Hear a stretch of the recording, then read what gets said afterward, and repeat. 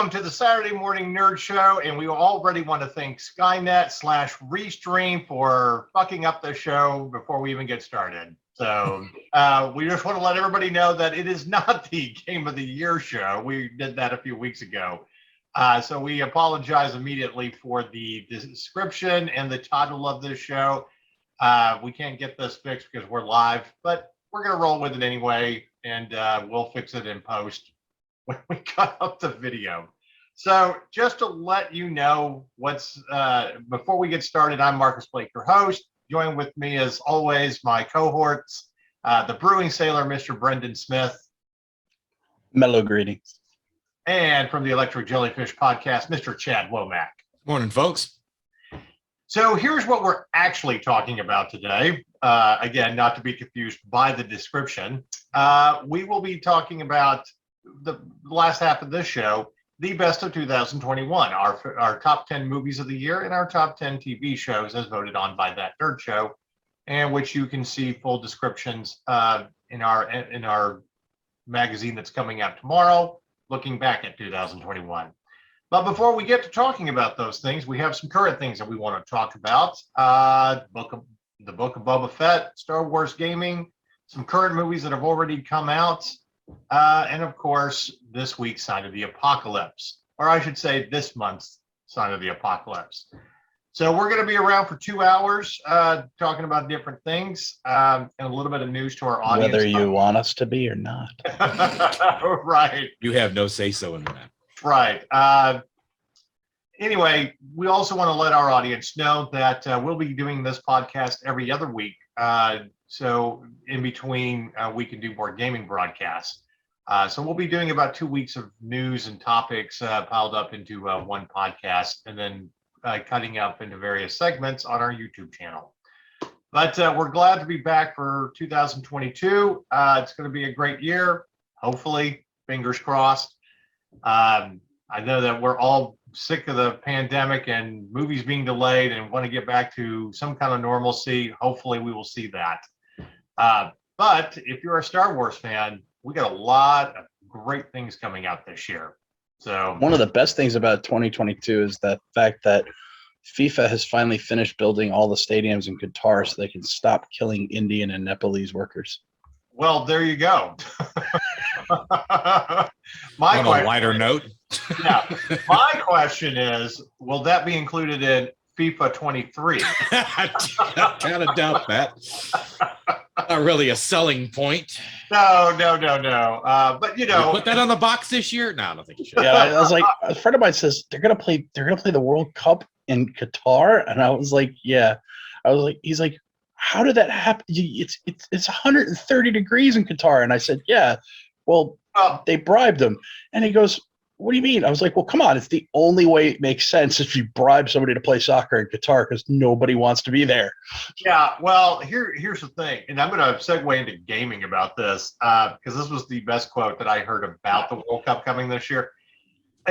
They're still doing the World Cup in Qatar even after it was proven of all the bribery that went into it. Like, yeah, well, but we still got to do it. We started the stadium. What I want to know is EA gonna overclock the game so that it makes your PS5 and your Xbox Series X hotter so it's 100 degrees in your house? Because if it's in the game, it's in the game. Well, it was the first time I've heard suggested by footballers.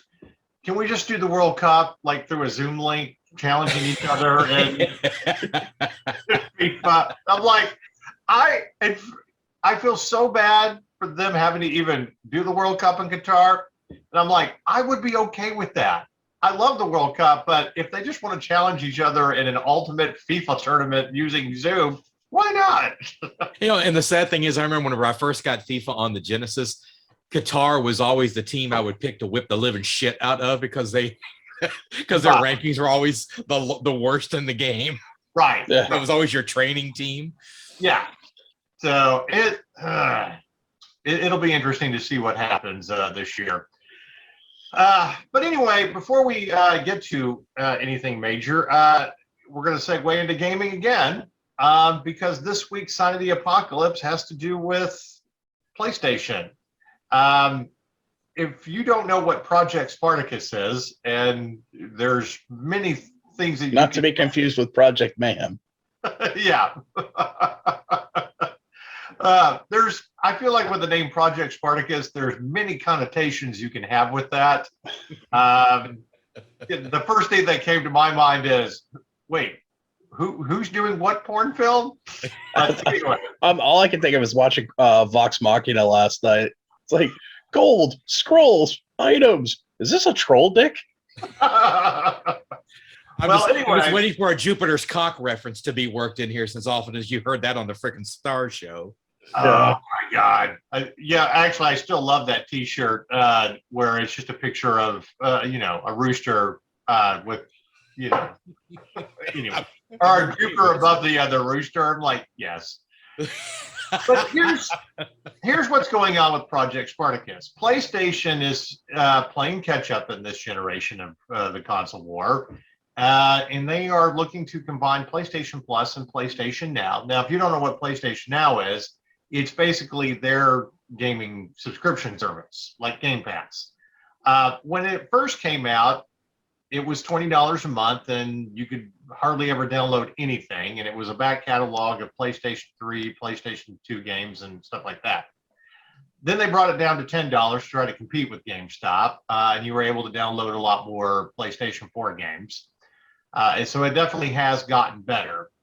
But you still have to pay for PlayStation Plus and PlayStation Now for $20 a month versus, the Ultimate Game Pass, where they just combined Gold in their subscription service. Anyway, it looks like they have finally announced that they're going this route at some point this year. They've already started to change wording. But it looks like PlayStation has finally realized that, yes, a subscription-based service is the way to go. I love that. Also discontinued the game cards. Like, you can't get the PlayStation Now cards in the UK. Like, they've completely stopped selling them. Mm-hmm. Well, and here's my thing though. They, in order to meet demand for the PS5, they've decided to produce more PS4s. Because reason. Huh? like Xbox is like, yeah, we're to meet demand, we're ramping up and selling more Xbox, or producing more Xbox Series S and X. PlayStation's like, yeah, we're going to meet demand too. We're going to make more of the last generation that 100 million people have already bought. Yeah. Well, what? Taking a page out of Nintendo's book. I feel sorry for PlayStation that they can't manufacture the graphics little chip that makes that makes the PlayStation 5. I get that. And this is why it's going to cost you $800 to $900 to get the PlayStation 5, which is not even worth that amount of money. Okay. But yeah, that's just another sign of how Xbox has beaten you.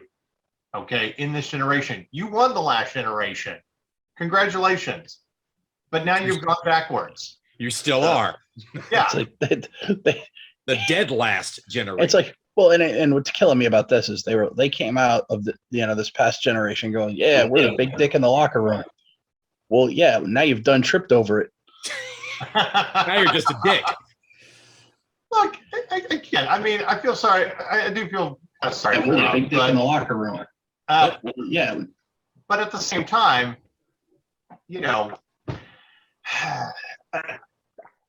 that's great if you want to get out more PlayStation 4s. I hope it brings the price down a little bit because, we could certainly use some more for tournaments. But I don't know. To me, it's kind of hard to feel sorry for a multi-billion-dollar company for lacking any kind of foresight. It's like, I mean, I know that they couldn't predict the chip shortage, but they do this every generation. Regardless if there's a chip shortage or not, they always underproduce consoles to drive up demand. Now they've totally painted themselves into a corner, and they've got no way out of it. I encourage everybody. It's free on YouTube. 6-part documentary series called The Power On, about the story of the Xbox since it just celebrated its 20th anniversary. Chad and I were texting one night. We were like, I think you were drooling over behind me as we were trying to finish it up. I've watched it 3 times. And there's a lot that I didn't know about Xbox because I didn't come to Xbox until about 8 years ago. But they've always built better hardware. They've always tried to put out and meet demand, okay, to compete. Yes, it's hard to compete against the exclusives that PlayStation has. And I get fighting gamers that want to do stuff on PlayStation. But at the same time, they've also learned from their mistakes. They've been able to put out good products. Okay, again, learn from their mistakes. And now they've, after scooping up Obsidian, Bethesda, and Activision Blizzard within a year, it's pretty impressive what they're going to have as a first party lineup. Mm-hmm. Right. As we go in, and somebody asked me not too long ago, it's like, well, who do you think won the console war? It's like, well, we wrote about that a year ago during the winter apocalypse here in Texas. Xbox One. They won because of their subscription service and it's better hardware. Okay, it just is. Yep. And I like the PlayStation 5. I do, but I wouldn't have bought one for me personally unless we had to buy a review copy to let our audience know what we thought of it. But I'm also kind of like, if I really got short of money and I was starving, it would be the first thing to go, and I'd go get a PlayStation 4 again, because it isn't better. But anyway, I think it's kind of interesting that PlayStation is now playing catch up. How they dominated the market 25 years ago with the PlayStation 1 and especially the PlayStation 2. And Microsoft has come in and they've beaten you this round. And I don't see you coming back and being able to beat them, especially with how they're buying up studios to have more exclusives. And that will be a big one for Xbox when Elder Scrolls 6 comes out and it's a day one release and exclusive on an Xbox. Mm-hmm. So, but I will say this: I'm glad that they're finally changing their tune on this, because it's stupid to try to pay for. I mean, I canceled my PlayStation Now subscription. There wasn't anything I was downloading. Well, so much of it's cloud-based anyway. Yeah. The other thing too is you still have to stream PlayStation 2 and PlayStation 3 games. Exactly. It's just until you. By the way, thank you AT&T Uverse from saving me or AT&T Fiber from saving me from Spectrum Internet. Oh yeah, that was an interesting saga to follow. Yes, my gig upload and download speeds are so nice. Yeah, I know. Hey, now that I've finally gotten decent fiber out here, I'm just yay! Yes. Welcome to great internet. So happy to be here. But anyway, like I said, I'm glad that they're finally getting around to doing this. So it saves on everybody's pocketbook. But you're about a year or two too late with this. But hey, here we are. So good job, PlayStation, for playing. You're finally coming. Thank you for showing up to the show.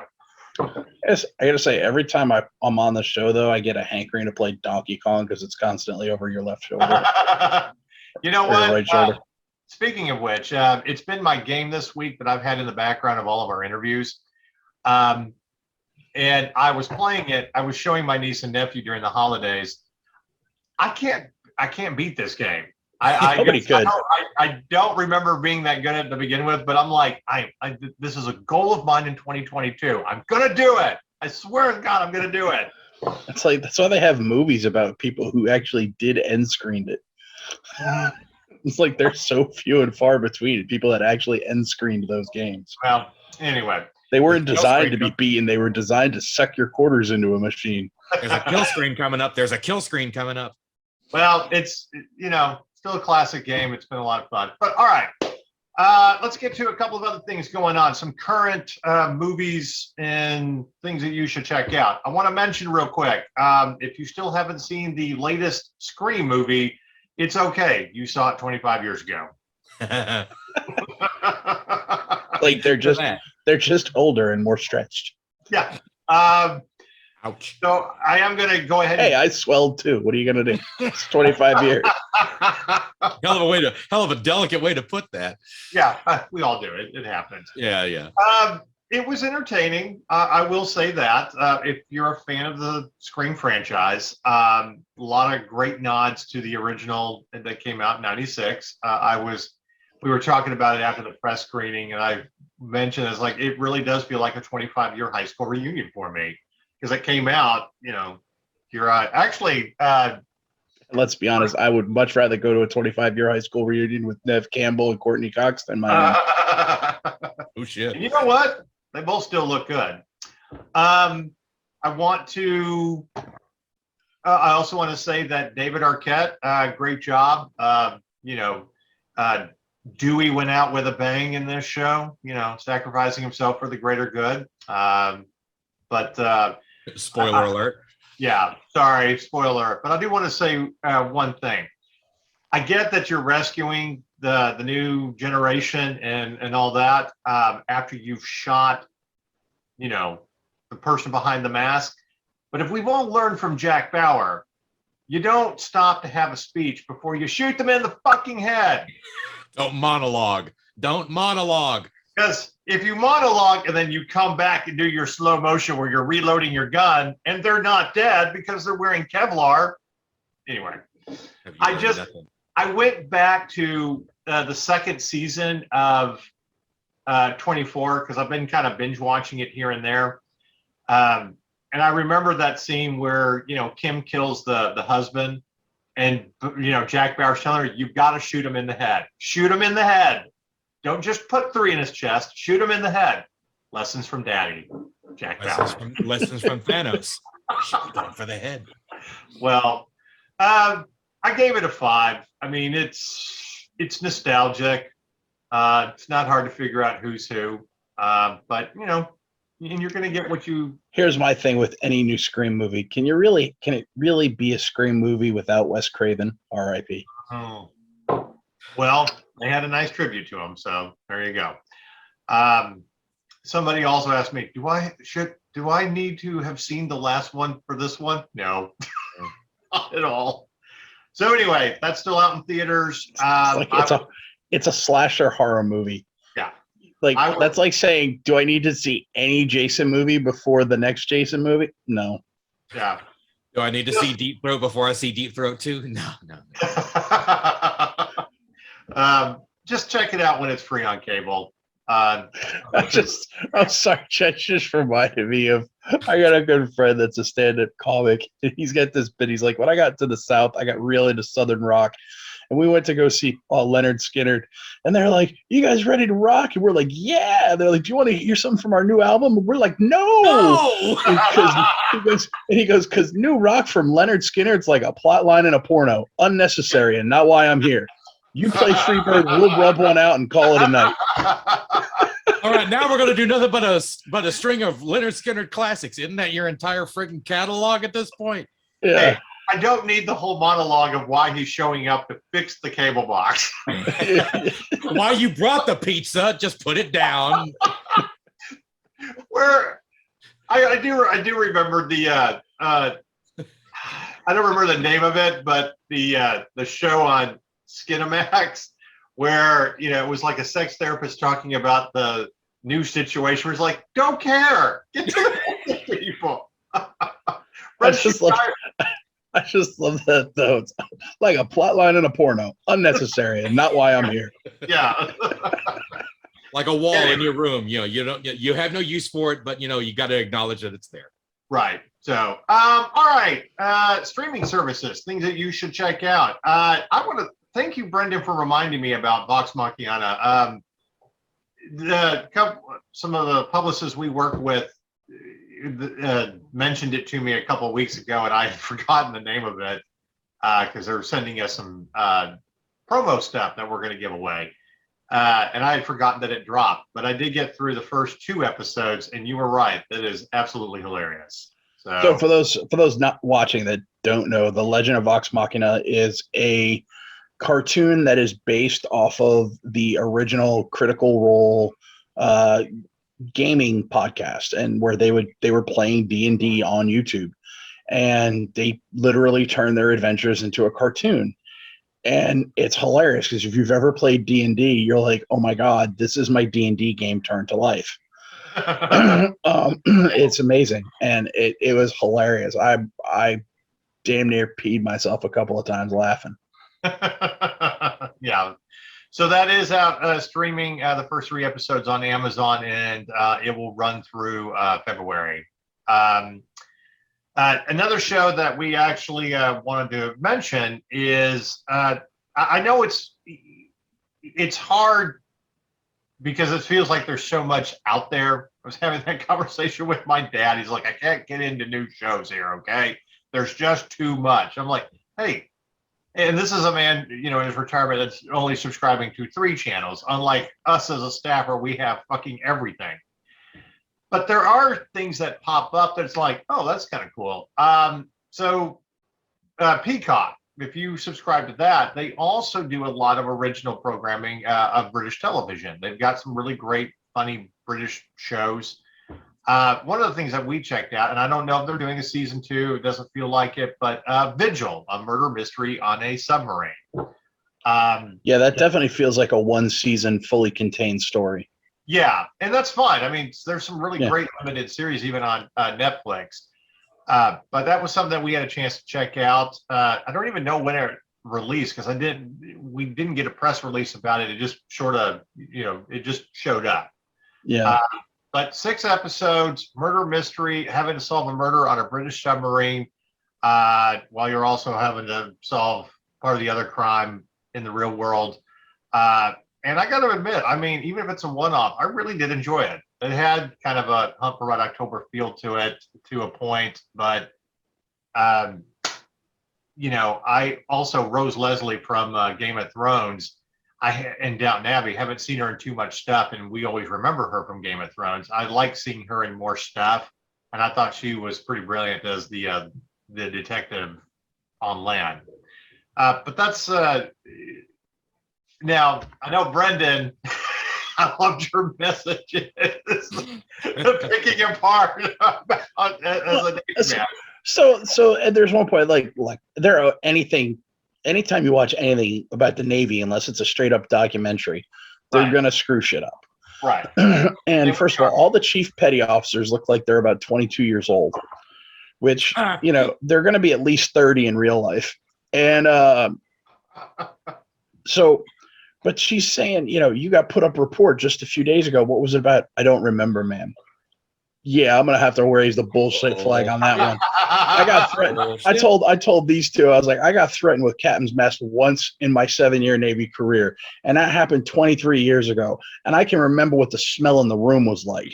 So, I'm like, you couldn't remember how you got put on report 6 days ago? Yeah. Let's try it again, son. This time the truth. I remember where the coffee stain was on Master Chief's khakis. Don't give me this shit that you don't remember. No, hell no. Hell, I remember the mug he had on. Right. I will say this. I mean, that's the point. I almost imagined, Perot coming out. You're hiding something.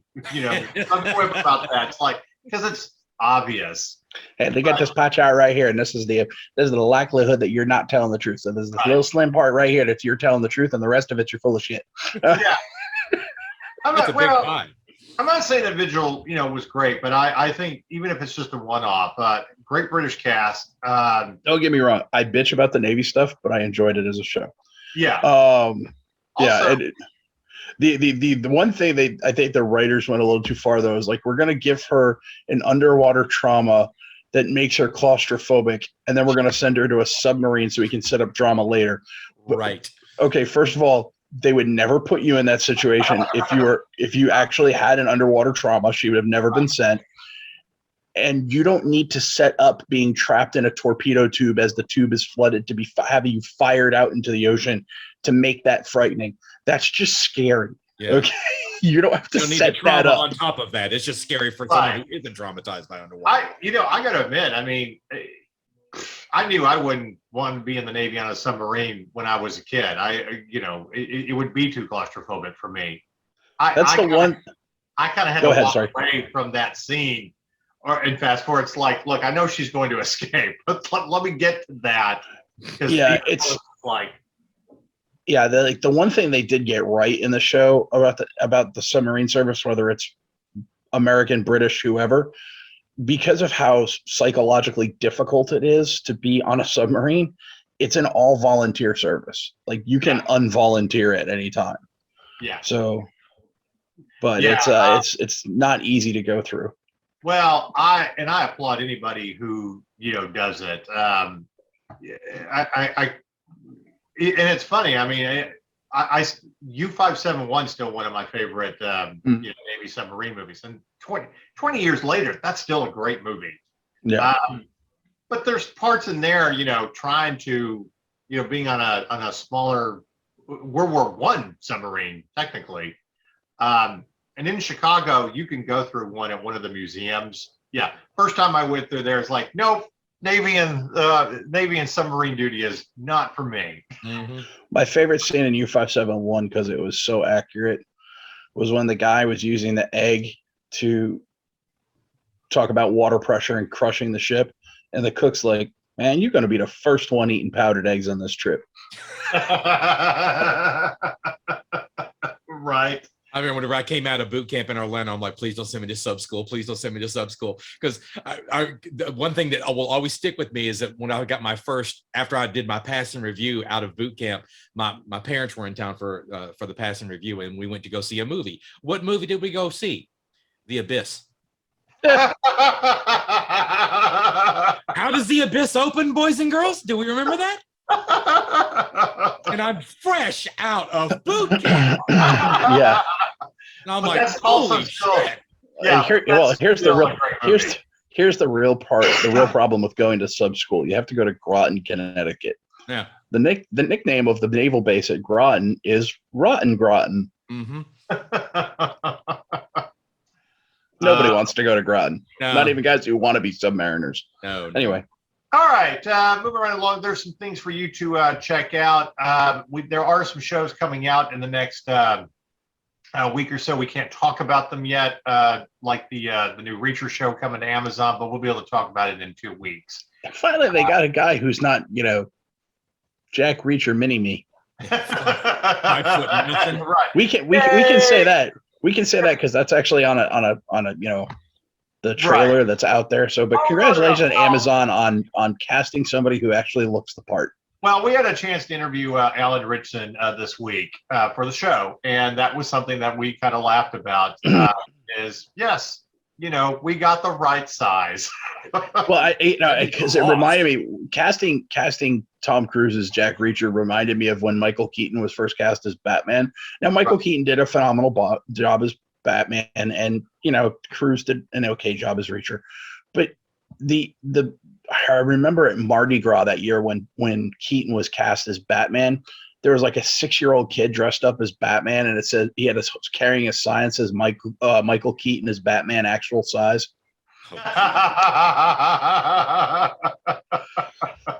Wow. Well, anyway, we want to segue and talk about Star Wars gaming because there was an article that came out this week. Respawn announced in development 3 new Star Wars video games.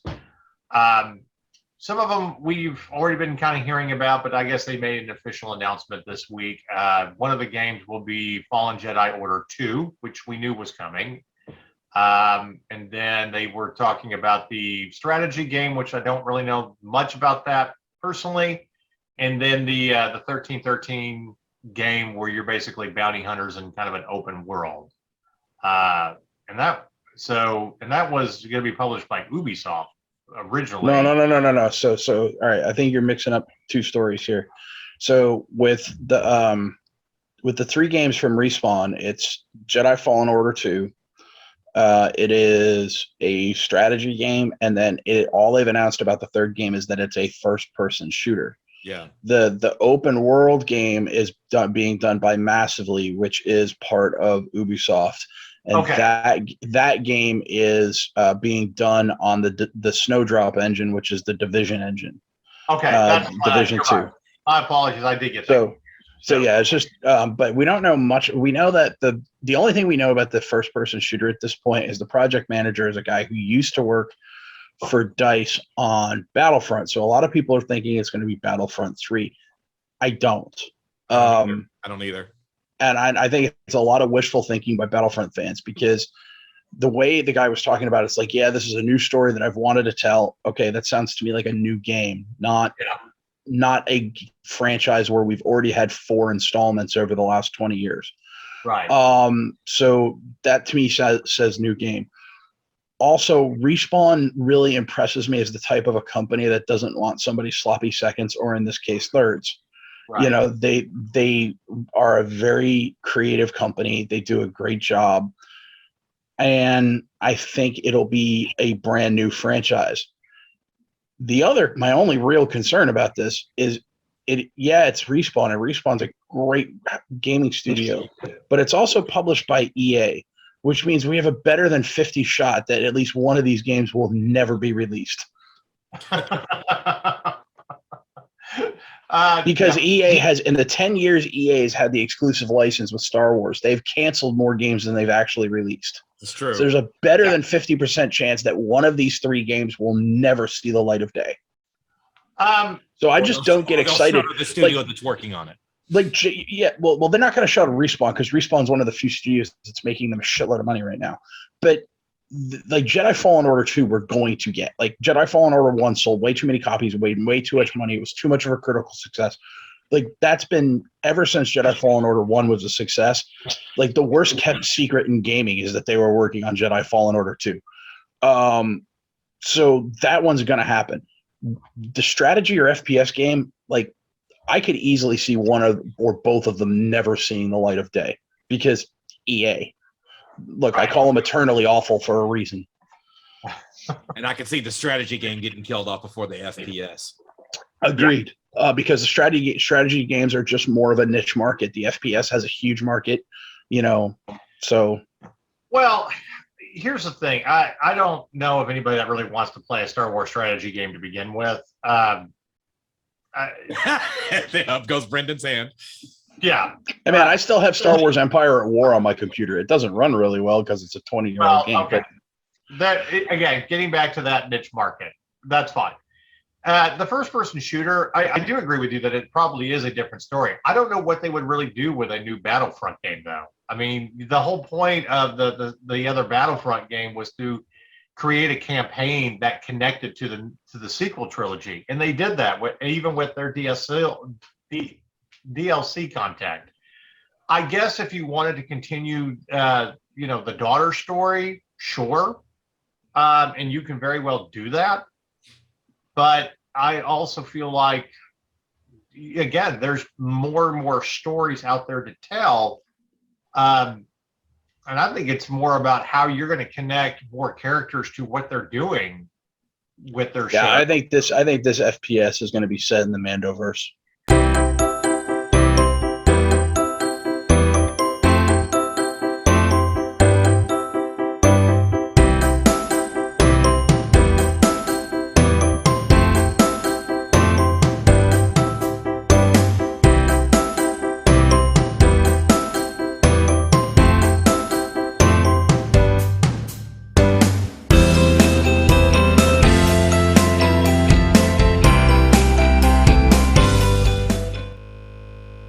I was just about to say that is one property that we have yet to see really truly fully fleshed out and represented in video games. I'm like, I know what he showed up in, like this little mobile game that's out, but nothing on consoles. I would kill to see a Mandalorian game.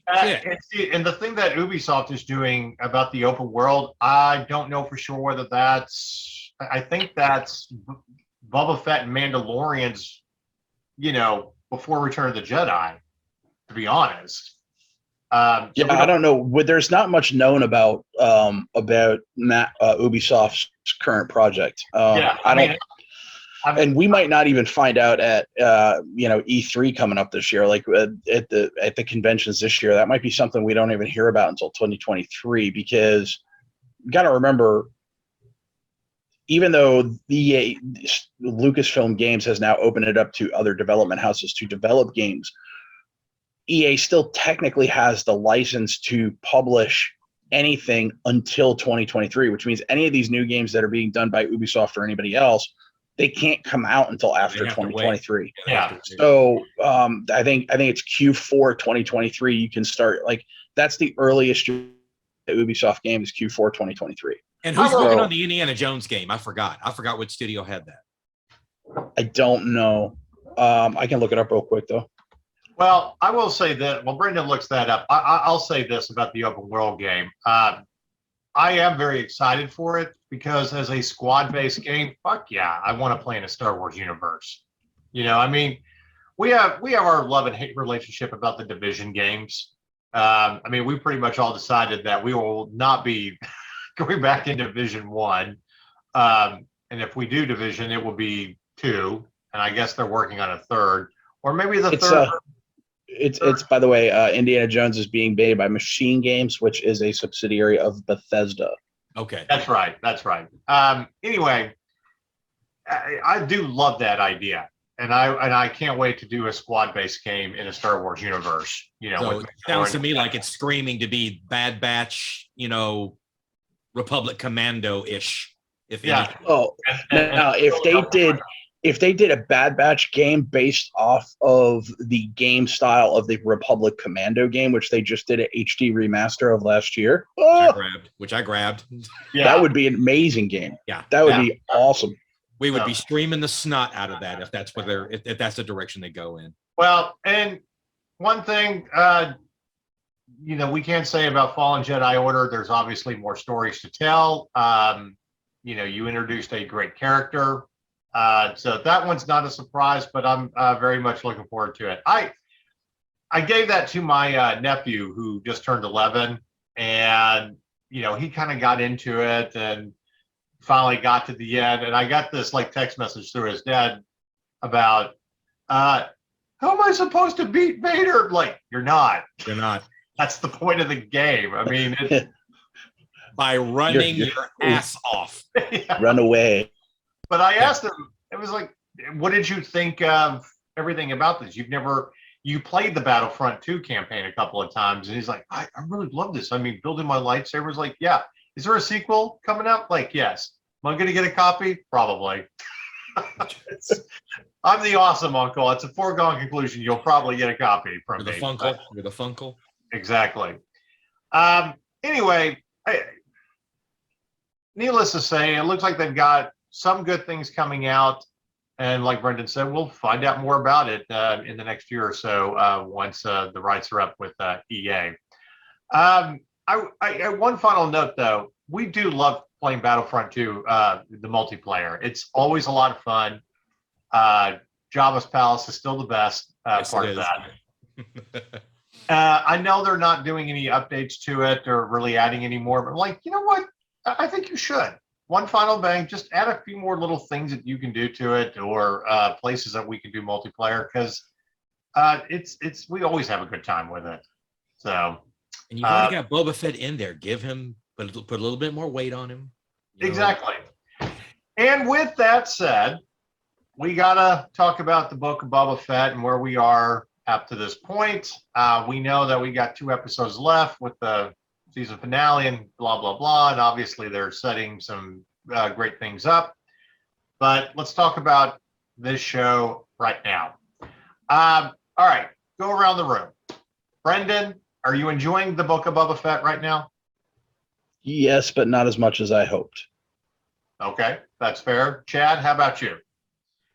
It has its ebbs and flows. It's really indicative outside of maybe even the Mandalorian had a couple of episodes that were a little bit of a clunker that, you know, just kind of dragged a little bit. And this has had its fair share of that as well. You know, I like that we're fleshing out his backstory, but I'm in total opposition of this toxic fan base and saying, oh, you've made Boba Fett such a pussy. I'm just like, how much of Boba Fett did we really know about cinematic? Well, no, How many lines did he have? Yeah. How much screen time did he have in an entire trilogy? Yeah, My problem with it isn't that. My problem with, and so I actually like the Sand People flashbacks are actually my favorite part of the show. Same, absolutely. My different parts, like first of all, as a design choice, I might not have gone with the Mighty Morphin Vespa Rangers. Yeah, there's that. There is that. Okay, because they look like like those Vespa speeders. I'm sorry, they look like the speeders that the punk children of Naboo nobles would be driving, not like the spoiled rich kid scooters that I half expected to see Sweet Chuck ride in one from Police Academy, or Mr. Bean or Pee Wee Herman. Like, this is not like, if you're gonna have a cyberpunk gang, which by the way I think is a cool idea, can you give them scooters that don't make them look like they're taking a jaunt on an Italian countryside? Speeders. To me, it smacked of Biff's gang and Back to the Future 2. That's what I was kind of had. To your point, I will say this. When I watched that episode, I immediately like, you know what? I haven't played Cyberpunk 2077 in a while. The slowest high-speed chase in Star Wars history. And then I was like, I'm not going to rag on them because obviously they're recycling something to save money. And, another way they recycled uniforms, Firefly. All of the Imperial uniforms were from Starship Troopers. Yep. So, I get it, but this is Disney. You don't have to look at the amount of money they wasted on the Galactic Star Cruiser Hotel. You don't have you can. I'm gonna rag on that. I'm gonna rag on that. Rag away. But yeah, $4,800 minimum for a 2-night stay in a hotel. Let me take a detour to this. Okay. $4,800 is the cheapest room. That's before taxes and fees. Basically, you're looking at $5,500 to stay there for 2 nights. Okay. And it honestly looks like, it doesn't even look like Star Wars. It looks like if Disney ordered Star Wars on Wish.com. Okay. Then they make the captain of this hotel space cruiser thing look like a blue Kathleen Kennedy. I'm not kidding. She looks like it. So I'm just like, this is just a monument to yourself, is what you're telling me. Yeah. Okay. And then here's a little comparison of how stupid that price tag is. Just recently, I priced a week-long trip to Disney for my wife and I. We were going to stay at the French Quarter Hotel. We were going to get the park hopping pass, which means we get to all the different passes every day, the food and drink pass, and the picture pass. Total cost with airfare, $4,000 for a week. Including airfare. Yeah. Shit. Now, granted, it was because I was taking it in the middle of February when they can't get anybody to show up at the park, but that's fine. That's when adults are supposed to go, so we don't have to deal with the kids. Yes. Right. But, so I'm just like, all right, let's get back to what we were talking about, Book of Boba Fett. I just had to get that off my chest because that pissed me off. $4,800. Yeah, out of your goddamn mind. Consume a statue of Richard. Yeah. So, but back to Book of Boba Fett. So yeah, I really didn't care for the whole Mighty Morphin Vespa Ranger thing. But the other problem is, it's just like, I understand you're doing a slow burn and you're setting up, but when your half of your show is flashbacks and you only have 6-7 episodes, you don't have the luxury of a slow burn. Yeah. Especially when your first episode was only 30 minutes long and half of that was flashbacks. Like, I just feel like the pacing has been off on this terribly. And then you had an entire episode, which was nothing but the first episode of Mandalorian season 3. I am going to say this. First of all, I don't care about the toxic bullshit by fans. Okay. I didn't expect both here. So here's my main question for everybody. Did anybody honestly expect the Book of Boba Fett to be better or even as good as The Mandalorian? I didn't. Here's the thing. Robert Rodriguez himself went out of his way to overhype the show. He was like, this show's going to over deliver. Well, yeah. And he's the king of overhyping and under delivering. Yeah. Right. And it's just like, well, dude, no, it really hasn't over delivered. It's not been bad. Like, I don't think it's been bad. I think it's been enjoyable. I just think it could have been better in certain areas. I'm not saying it's bad. I'm not complaining about the show at all. I'm complaining about toxic fans whose expectations, as usual, are set too high and not realizing what this is.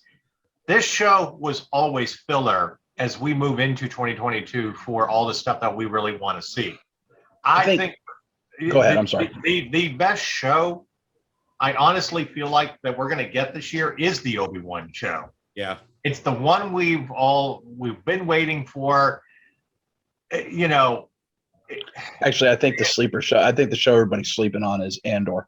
Well, I agree. And because I think it's going to be another great one, but my point is, the Book of Boba Fett was just it's filler, and it wasn't going to be as good. And I'm enjoying it for what it is, and I like the backstory. But for all the toxic fans out there, what is going on in your life? This is that. You know, well, I can hold on. Didn't meet expectations.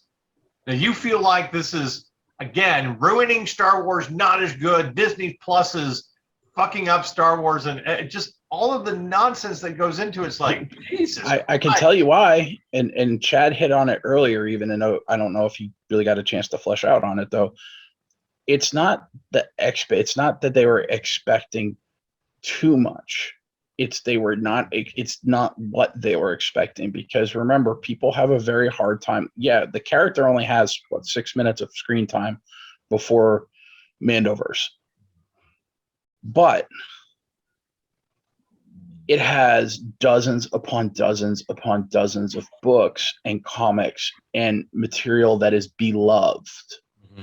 Sure. And now this is going away from that, and it's not what people expected, and there's always going to be a visceral reaction to that. Yeah. And that's why I think, by the way, Obi-Wan's not going to be as well received or as well thought of either, because everybody has got this conception of based on what's in the movies. Like, people keep using this line from Vader. It's like, a presence I've not felt since. Well, he doesn't say a presence I've not felt since the last time we were on Mustafar. It's an open-ended line. He doesn't say, he doesn't even finish the sentence. He just, exactly. I've not felt since, and then he trails off. And, right. And, you know, George probably left that open-ended for a reason, but it's called not writing yourself into a corner. But I think because of that, I think we're going to have some of the same problems with Obi-Wan, regardless of how good it is. I think people are just have such an idea in their own minds of what it should be. And when it's not, there's backlash to it. Yeah. No, and I agree with that. Like this show, if I had to rate it, I'd probably so far, like if it ended today, I'd probably rate it a 6. Like you could get it up probably to an 8 if the last 2 episodes are absolute baller. But and I think they're going to obviously be better than what we've seen, because they're obviously setting up something. But we'll see what it is. But right now, I'd have to say it's probably a 6. But I really think Obi-Wan is going to disappoint people. Unfortunately, I really do. I hope it doesn't, but I think it will. And I think the show that everybody is sleeping on is Andor, because I think it has the most. We don't have any attachment.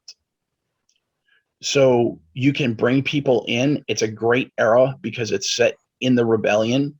It's at this. You can bring in characters from Rebels because it's set at the same time, which I think it's really going to do. By the way, I think the first time you see Sabine and Hera on screen is going to be in Andor. It's not going to be in Mando season 3 or Ahsoka season 1.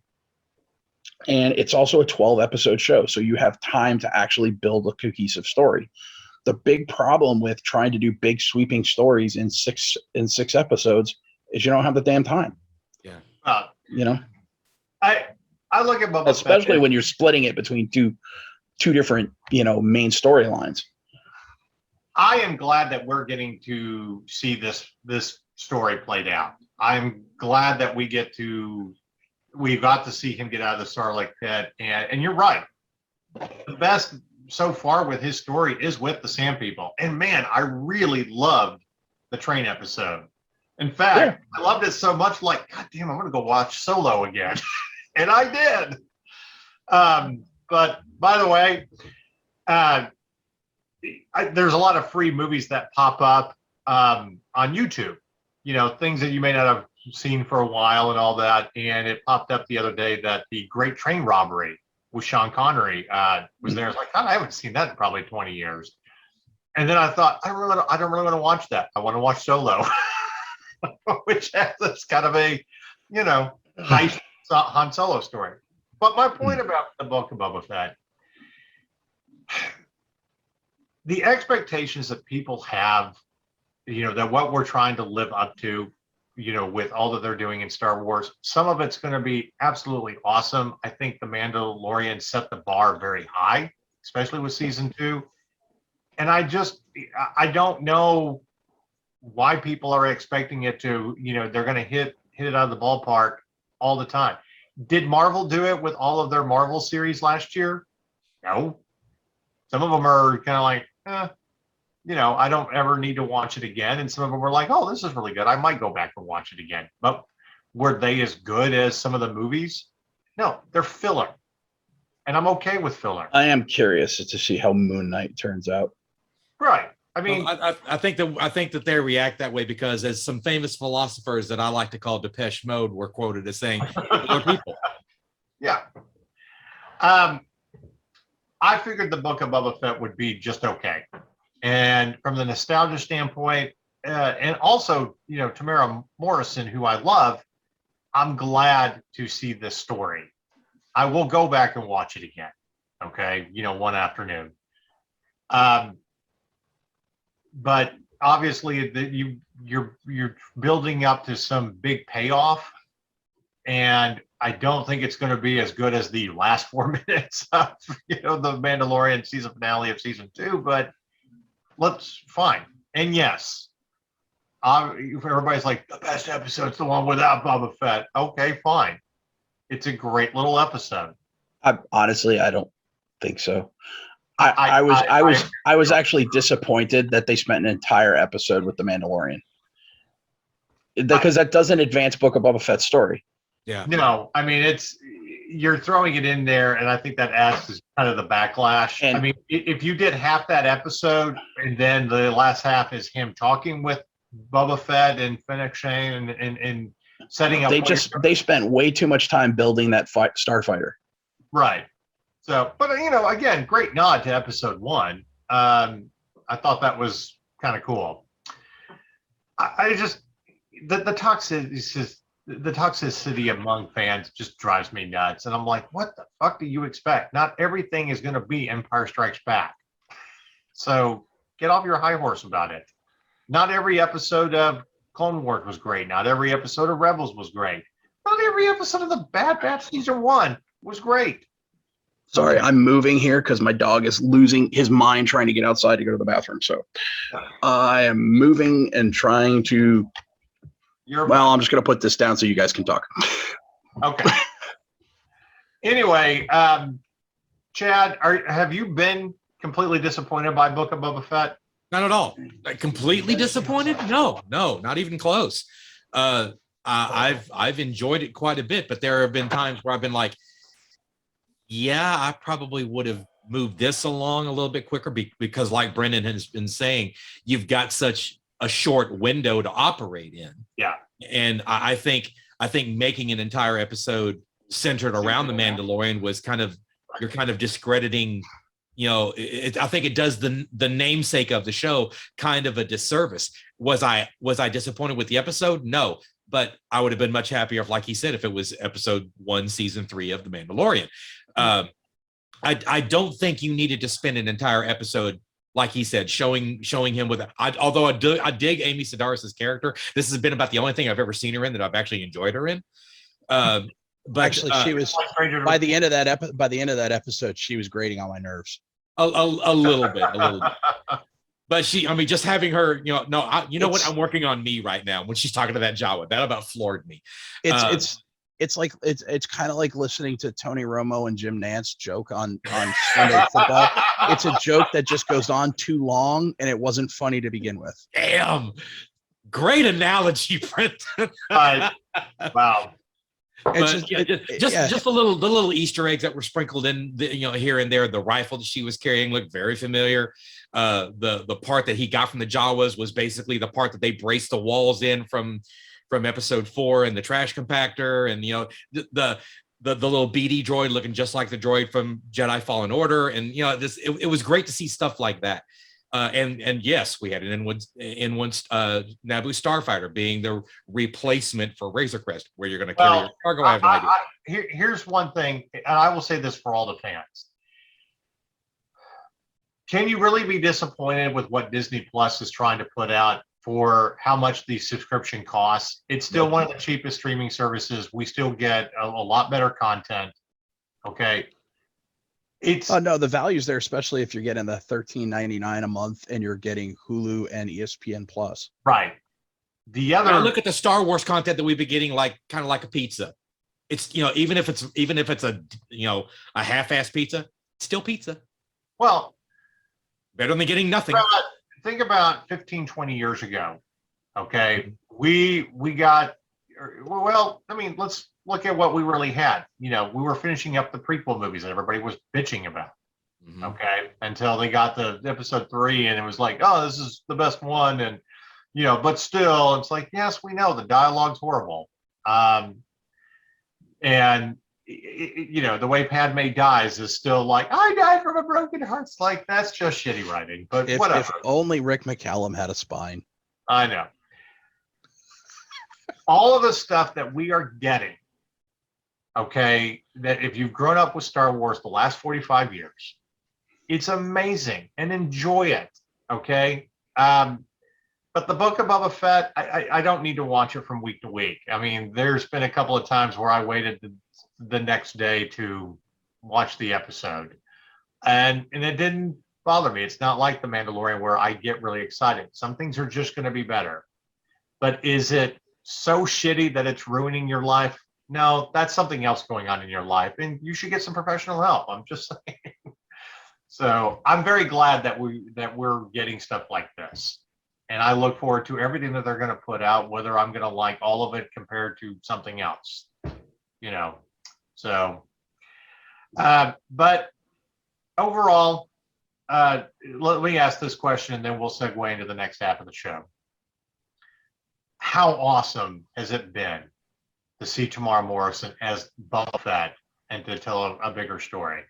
Honestly, Brendan? I reserve judgment until the end of the last 2 episodes because because I'm really I'm very happy for Tamora Morrison, and I just to me the show could go either way based off of these 2 episodes. I'm hopeful and I'm happy for him, but I don't know. The last 2 episodes have just been such a misstep for me. Don't get me wrong, I get that it was a fun episode to see The Mandalorian. I just think it was misplaced. That really should have been season 3, episode 1. Okay. That shouldn't. Chad, same question to you. How about you? I kind of echo his sentiments a little bit because let's face it, Tamora Morrison is a great guy. We've all met him at some point. I'm assuming that we've all met him at some point. He's a great guy to hang out with. Actually, I haven't. But. I got to hang out with him. We actually went to a screening of episode 2 with him sitting in our row. Yeah, I got to meet him. And he was, you could tell he was having more fun than just about anybody in the room. And he was surrounded by a bunch of people like us. Yeah. And, I totally dig it. He's like, hey, he saw himself on screen. Hey, I'm still alive. He actually stood up in the theater and screamed that. So it was you could tell he was a fanboy being a part of something that he loved doing. But he's no Marlon frickin' Brando. He doesn't have a lot of acting chops. He basically is a reactor, not much of an actor. He's just a reactor. Well, I like what he's done when he's had a chance. I just don't think they've given him much to do. He's working. He's doing the best he can with what he's given, which is what most Star Wars actors are having to do. Well, I will be the fanboy in this conversation. I am very glad. I'm happy to see him. I think it's been great. Even if the writing hasn't lived up to expectations, and hopefully they have a big payoff with the last 2 episodes. I'm a huge fan of him. I loved him as Aquaman's dad. Yeah. He's great in that. I loved him. One of my favorite movies with him is the English helicopter pilot in Vertical Limit. Remember that movie with Bill Paxton and Chris O'Donnell about the avalanche, and they have to hike up the mountain to go save his sister? I miss Okay, it. nobody remembers it. Okay, well, anyway. Like the opposite of Dante's Peak. Get down off the mountain before it kills you. Scott Glenn plays like the Buddhist, Of course he does. What the fuck? Buddhist mountain guide or whatever. Wow, I can't believe you guys. Okay, well, I have no Can't believe problem this movie believing got that made. Scott Glenn. I have no problem believing that Scott Glenn played that character, though. well, it came out in 2000. Anyway, Sounds like it. I got to look up what's Later, that guy became Stick and same guy, same character. You want a great movie with him in it? That Silverado is on Netflix. I'm like, Yeah. I'll always stop and watch Silverado. But I'll always remember him as Burt Mancuso from the USS Dallas in Hunt for Red October. Yep. no, and as a Navy man, I get that. Me, Alan Shepard, the right staff. So. Anyway, that's Tamara Morrison plays the helicopter pilot in that, and actually gets to use his natural accent, and he was great. So, from that standpoint, like I said, I'm glad that they're doing this. But we'll be the first to criticize if you don't have a big payoff. So all this better be leading to something. But all right. We're going to segue into the second half of this show and look back at 2021, our top 10 movies, our top 10 TV shows. But while we do that, I'm going to go grab another cup of coffee. I'm going to be like Linda Richmond from, SNL. Talk among yourselves. Anyway, I'll be right back. It's like, I gotta find my power cord here because it went missing. There it is. Oh.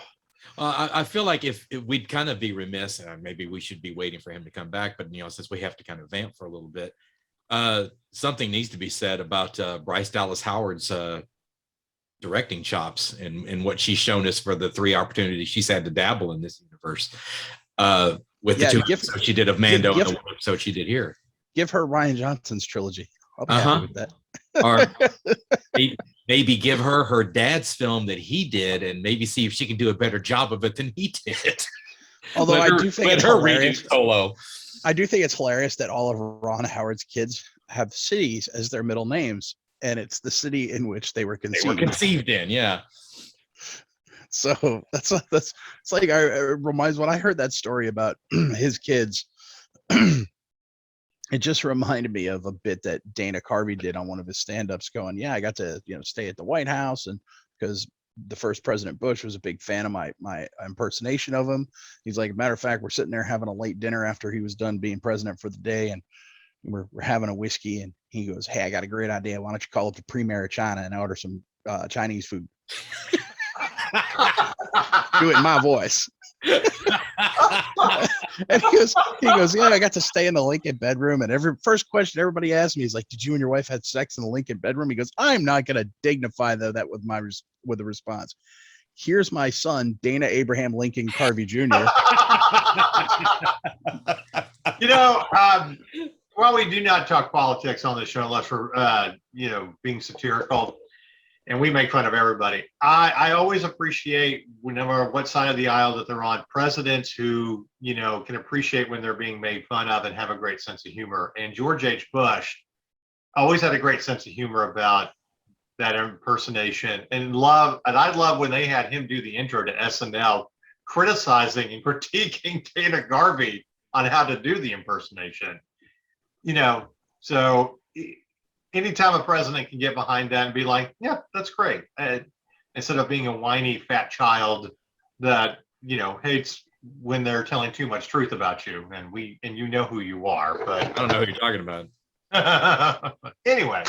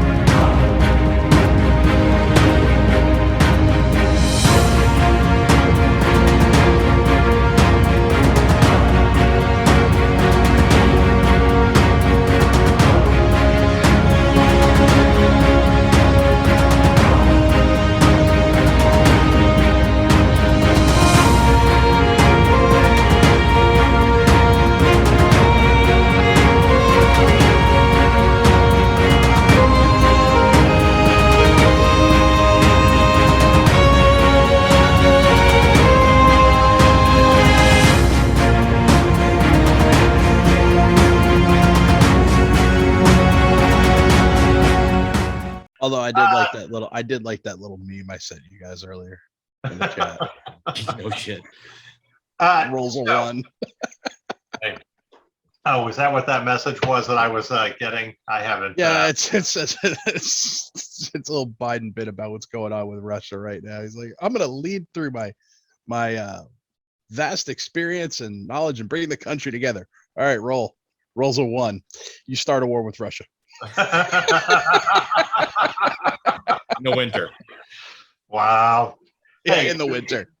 If you, wow. Oh, I love the D&D joke. Yeah. that was the killer for me. Look, again, while we don't talk about it, we do talk about comedians who make fun of, historical situations. And, Eddie Izzard's always going to have the best line. Hitler never played Risk as a kid. Yeah. Well, and here's the thing too. Can we just actually get the world leaders together to play D&D? Because I think there'd probably be a lot less war. Also, it kind of reminded me of the end of Spies Like Us, where they're using a Risk board but playing Trivial Pursuit. Right. For denuclearization. Talks are a very sensitive point right now. All right. We want to talk about our looking back at 2021. Now, we have this new thing as we started a magazine last year that the staff of That Nerd Show votes on the top 10 movies and the top 10 streaming shows of the past year. So we come together. It isn't just one person's take, and then we add up all the points, much like we do when we are voting on Game of the Year. So we've already done that show. So it's just time to talk about streaming shows. So I'm going to go around and I just want to ask one simple question, and then we'll kind of talk about the order of how everything came about, and then, get into those movies. Brendan, I will start with you. What was your favorite movie of 2021? Not necessarily how we voted on it, but what was your favorite? I couldn't say it with a straight face. I was going to jokingly say Eternals, but I just couldn't say it with a straight face. I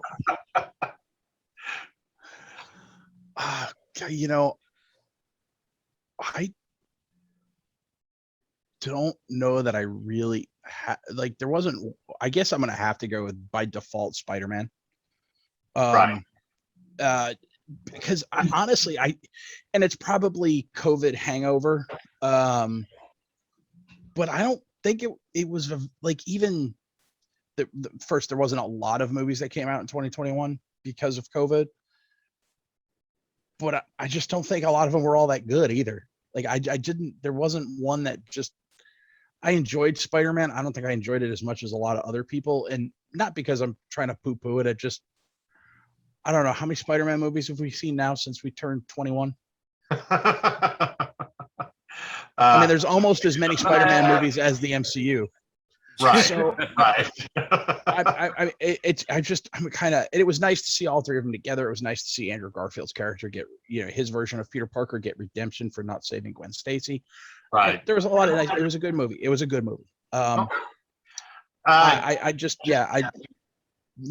Movies didn't capture my attention last year. I don't know why. Chad, how about you? What was your favorite of all the? Gosh, and I'm kind of in the same. That gummit, Brendan. You and I are just like on the similar wavelength, and I know that Spider-Man is kind of like the easy, obvious choice, but the one that gave me the biggest warm fuzzy, I guess, just when we're hearkening back to nostalgia, I got a huge kick out of Ghostbusters Afterlife. Right. Ghostbusters Afterlife didn't even make our top 10 list, which is kind of funny. But I mean, I think you hit the nail on the head about the nostalgia. I mean, a lot of great callbacks to it. I'm not saying it was a great film. I did love the young cast, but and Paul Rudd was absolutely hilarious as always. But but I mean, it was a fun film. I don't know if it was one of the best. It just kind of my choice by default. I mean, most of the stuff that really made my list, or my own personal list, will be things that were like either remakes or sequels or something. It's funny that we even talk about that film, because an article that we're coming out with in 2 weeks that Alex is writing is, can you really make a good sequel after 25 or 30 years? Because it feels like a lot of them, when we try to do these movies, it really is based on nostalgia, and it's fun, but it doesn't live up to, what made this franchise great. It's just obviously, I mean, it's just never going to be as good. And that's something that people are going to have to read in 2 weeks, because, he's going to be a little critical and really dive into that. And it's something that we'll talk about as well. But here's my absolute, I love, there was a lot of films that I did like. I actually had two, just for two different reasons. I love Free Guy. Free Guy. That was right there. That was right there. Yeah. Movie. I've watched it probably 5 or 6 times. Couldn't stop laughing when we did a press screening. I bought it on Blu-ray, and there's every time I watch it, there's a joke that I missed from the last time I saw it. To me, it is right up there. It's like a gamer's Deadpool, where you're just, or Ryan Reynolds, you just do whatever you want to do. And I about busted out at the end when he puts the glasses on, the big hunky dude, and it's the Great American Hero theme. There's nothing about that movie that I hate. I really can't hate. Even if I was this close to giving it the nod, other than Ghostbusters out, I was this close to giving you Free Guy. It's not like Brendan brought up when he talked about that movie, that Taika Waititi is a little over the top, and I agree to an extent. Other than that, I mean, there just wasn't anything I can complain about. It was just hilarious. And by the way, Channing Tatum was actually really good in it. Speaking of being able to make fun of yourself. Yeah. So, but the other one. No longer is he the potatum. The other one that I think really just is my favorite, No Time to Die. I really enjoyed how they closed out the Daniel Craig, James Bond universe. And we had this is how much 2021 was meh for me on movies. I actually forgot that we saw that in 2021. Yeah, y'all saw it on my birthday, actually. Yeah. It was like, because normally you and I are going to movies twice a month. Yeah. Like, throughout the latter half of the 2010s. I think I saw 5-6 movies in the theater last year, so maybe once every other month, and normally I'm going 4 times that much.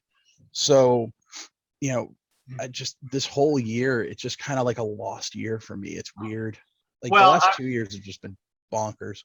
Yeah. I am very, very excited for this year. I was also expecting to say that my favorite movie of 2021 would be Top Gun 2, but yet again, it keeps getting delayed. I don't even know if that movie exists. We know the first 15 minutes exist because, Paramount. I really wish they hadn't scrubbed the fake trailer off YouTube, where they asked Chad. Yeah, because Chad, they were like, "Here you are, still a captain. Why is that?" And they cut from that little smirk of Maverick's face to the picture of the sky penis that the Navy pilot drew a couple of years ago. And then they cut back and he goes, "What a life's little mystery, sir." I got to find this now. Well, you can't. It's been completely scrubbed from the internet. Oh, somebody's Tom Cruise and Scientology have done their job. So, yeah. Nobody's that good. I feel like at this point, until we actually arrive at the theater for the press screening, and I keep telling the gal that represents Paramount with Allied, Ashley, it's like, until we are officially there, and even then you might surprise us with a different movie. I don't believe this movie exists. Iron Eagle 3, fuck you. Actually, I think they already did an Iron Eagle. Oh, well, 3, Chad. I've It would lost be track, 4. because They- there were they so did many a- they did- unanswered I don't even questions. know what they. All I have to say about the Iron Eagle movies is The soundtrack was good. the guy who played Chappie. Why am I forgetting? Mugasa Jr. Thank you. I'm glad you got a paycheck. He was the only thing good about that movie too. No. Right. Had a So, great soundtrack. There was a Queen. All right, song fair there. enough. Twisted Okay, Sister and so- Queen were awesome.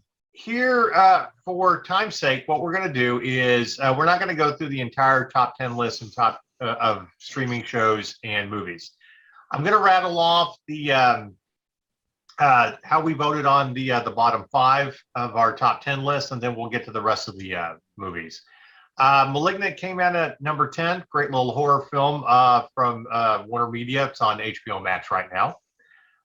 Tick, Tick, Boom, which scored very high by the theater nerds, our staff. And I'm not making a joke about that. It's the story of Jonathan Larson, who wrote Rent. Andrew Garfield movie. Yeah, Andrew Garfield movie. By the way, as good as he was, in Spider-Man No Way Home, he was even better in this. Yeah, they're talking Oscar nomination for him, I believe. He should get it.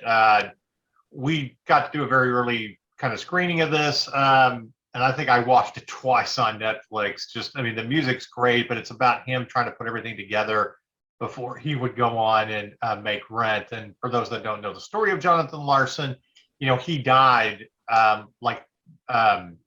few days before the opening night of Rent. But it's an incredible story. He was fantastic in it. You can watch it on Netflix right now. The Last Duel, that got rated a lot higher because of Alex. Alex Moore, I think that turned out to be his favorite movie. And it is on HBO Max right now. It's a very interesting one. And despite millennials not liking it and, Ridley Scott battling it out with them about his movie, it's like you did make a 2.5-hour movie about 3 different perspectives of the same story. So, the attention span of young people. And it's adrift. Yeah. But it is, I enjoyed it. I didn't rate it as high as Alex did, but I think people should check it out on HBO Max if you have that streaming service.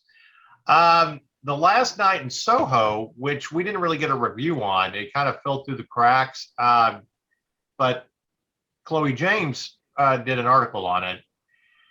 Edgar Wright horror film, and it. Have you guys even watched that yet? No. Okay. You can go find it on the internet. It's not on streaming services yet, but it is out there. And if you are a fan of Edgar Wright, I do encourage you. It was a great movie. I was very, very surprised by it. It was also Diane Riggs' last movie. Okay. So anyway, that ended up at number 7, and No Time to Die ended up at number 6 on our list. So we'll get to the top 5 and discuss them a little bit. Number 5 on our top 10 movies of the year was Free Guy. Again, if you're a nerd, if you're a gamer, and you love Ryan Reynolds, there's no reason why you shouldn't have seen this. And I think a fun little game is trying to figure out all the cameos. One of the few movies I did actually see in the theater this year. Yep. So, honestly, was there anything disappointing about this movie except for Taika Waititi being over the top at times? And that was me being overly critical, and I even said that when we reviewed it. Yeah. If I was nitpicking, that's what I was going to nitpick, and he was. But it was that kind of movie. It wasn't a serious movie, so over the top campy performance. It's criticism, but not much of one. Yeah. Also, if Jodie Comer really were a gamer girl, yeah. Now we start heading into stalker to the stalker area of life. She's gorgeous to begin with, but please tell me you're a gamer girl because I have that fantasy now. So sorry, Marcus, I hate to do this. I do have to step away for 1 second. I'm going to shut off my video, so it's a little bit better than what I did last time. Okay. I will be back. Okay. But Chad and I'll discuss this. Number 4 on our list was the documentary Val, about Val Kilmer. Did you had a chance to watch that, right? Yes, I did. Yes, I did. And we did a whole podcast about Val Kilmer's career. So I mean, it was I think it was kind of obvious it would end up in our top 10 list. Best documentary of the year. Very heartwarming. If you're not a little teary-eyed at the end, you don't own a soul. Right. So definitely loved that documentary. It's on Amazon right now. I've watched it a few times. And Allison Costa, her and I were talking about that one night because she didn't know much about Val Kilmer, and she was just. It was one of those weeks where I shouldn't have been crying this week, and like, well, it's that kind of a documentary. That's Val Kilmer. It definitely hits you where you live if you're of a certain age. Yeah, I mean, but I think it's also great that even though they have to dub his voice now, I mean, he is still showing up in movies and he's still Val Kilmer. Yeah, and I love the fact that he has his sense of humor. But his son, Jack, narrating the documentary, who virtually sounds just like him, was incredible. I have one critique of that documentary, though. I definitely want to see more videos of both of you as Batman and Robin. Those were kind of hilarious. So just seeing the relationship he has with his kids, I think was one of the best things about it. Yeah, and obviously you can tell, I mean, he's still friends with his ex-wife, Joanna Wally. It was when his mother died, and they were talking about that in the film and going to the funeral. It's, I mean, Hollywood marriages are hard, especially if you're both actresses. I mean, and you're always away, and you're also kind of, I guess, all up in each other's space when you're living in New Mexico and doing your thing. So, I mean, I can see how it would take its toll on a relationship, but, it looks like they have 2 wonderful kids who have both gotten into the entertainment industry. And so I would love to just hang out with him. Also, who wouldn't want to hang out with Val Kilmer as he introduces, a screening of Tombstone? Yeah. So, but yeah. The only nonfiction movie that ended up on our top 10 list, excuse me, everybody, we don't often really talk about documentaries as much as we do other features, but yeah, Val. And again, if you haven't checked it out, you need to go watch it on Amazon. Number 3, Shang-Chi and the Legend of the Ten Rings, another Marvel movie introducing another character that will be in Phase 4. We did rate it very high, but to Brendan's point about movies this year, did this movie feel like kind of blah to you, Chad, or did you really like it? No, I enjoyed it. I enjoyed it a lot more than I thought I would, considering I knew next to nothing about the source material. Yes, it's Marvel, but I didn't know jack squat about this guy. I didn't even know how to say his freaking name, until the marketing really kicked into high gear. And it was a pleasant surprise, given the thud that we got with Black Widow. This kind of felt like a rebound, more of a return to what we were used to from the MCU. So. Black Widow, the movie that came out 5 years too late. Yeah, very much so. Well, I feel bad for Scarlett Johansson. I did too. Well, I can't feel too bad for her because she's who she is and she's a multimillionaire. But in this one instance of her life, I can show her some empathy. Yeah. Well, she got screwed on. You really did. Yeah, I mean, I'm glad they settled it, and she at least got part of what she was owed. But it and also they should they pushed this movie should have come out in place of Captain Marvel.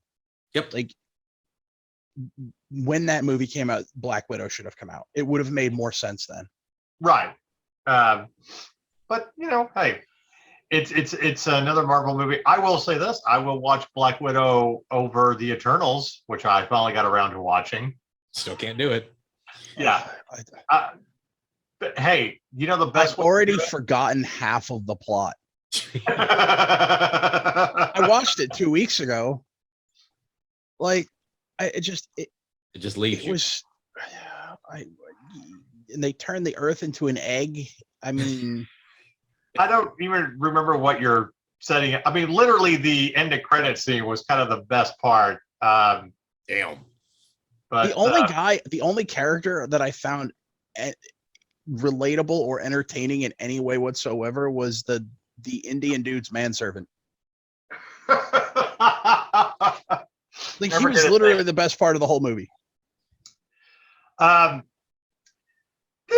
You know, it was what it is. I'm glad that I didn't pay money to see it in the theaters. I would not have wanted to sit there for 2.5 hours. To me, it's a movie that should have been made strictly for Disney Plus. And I felt like I didn't completely waste my time because I was, watching it in the background while I was working. But I was like, okay, well, I've done that. I've completed all of the Marvel movies. We can't interfere except all the times we've interfered. Yeah.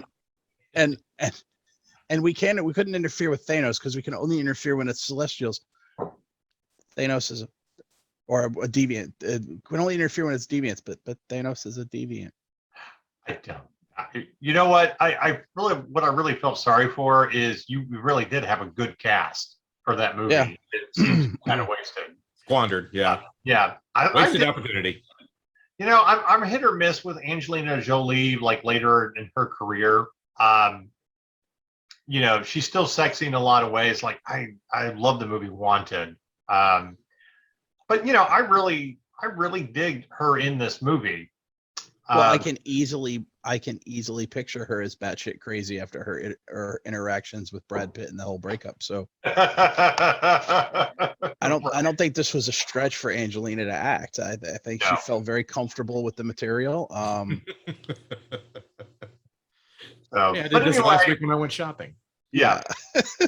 But anyway, number 3 for a new child in Africa. Shang-Chi and the Legend of the Ten Rings, a lot better than I think most people expected. And if you haven't watched it yet, it's on Disney Plus. Very much looking forward to how they tie into. I have only 2 requests for the sequel to that movie. His uncle has to be Jackie Chan. Okay, number 1. Okay. All right, and number 2, please, for the love of God, Donnie Yen. I don't care what role. I don't care if he's the villain. I don't care. Donnie Yen is the most criminally underappreciated actor in Western culture. Oh God! And the man is a martial arts genius. Number 1, yes. And number 2, people, there's this reluctance to use him because they're like, well, he grew up in China and he's Chinese. Yeah, he was also born in Boston. He is an American citizen, and he is one with the Force, and the Force is with him. And that's the best he's been used in Western cinema, by the way, is in Rogue One, because I mean he was in Blade 2 and they made him a mute. Yeah, yeah. That was, again, criminally underutilized. The best, and before that, the best he had been used was in Highlander Endgame, where he has that amazing fight with Duncan MacLeod, where it's the katana versus the naginata, and I was like, that was such a wonderfully choreographed, great fight, and we now see him for a decade, and when we do, he's mute. Yeah. All right, number 2 on our top 10 movies of the year, Dune Part 1, and for all of you that were out still complaining, it feels like it's an unfinished movie. It's the Part 1. Yes, you guys are idiots. They literally say Part 1.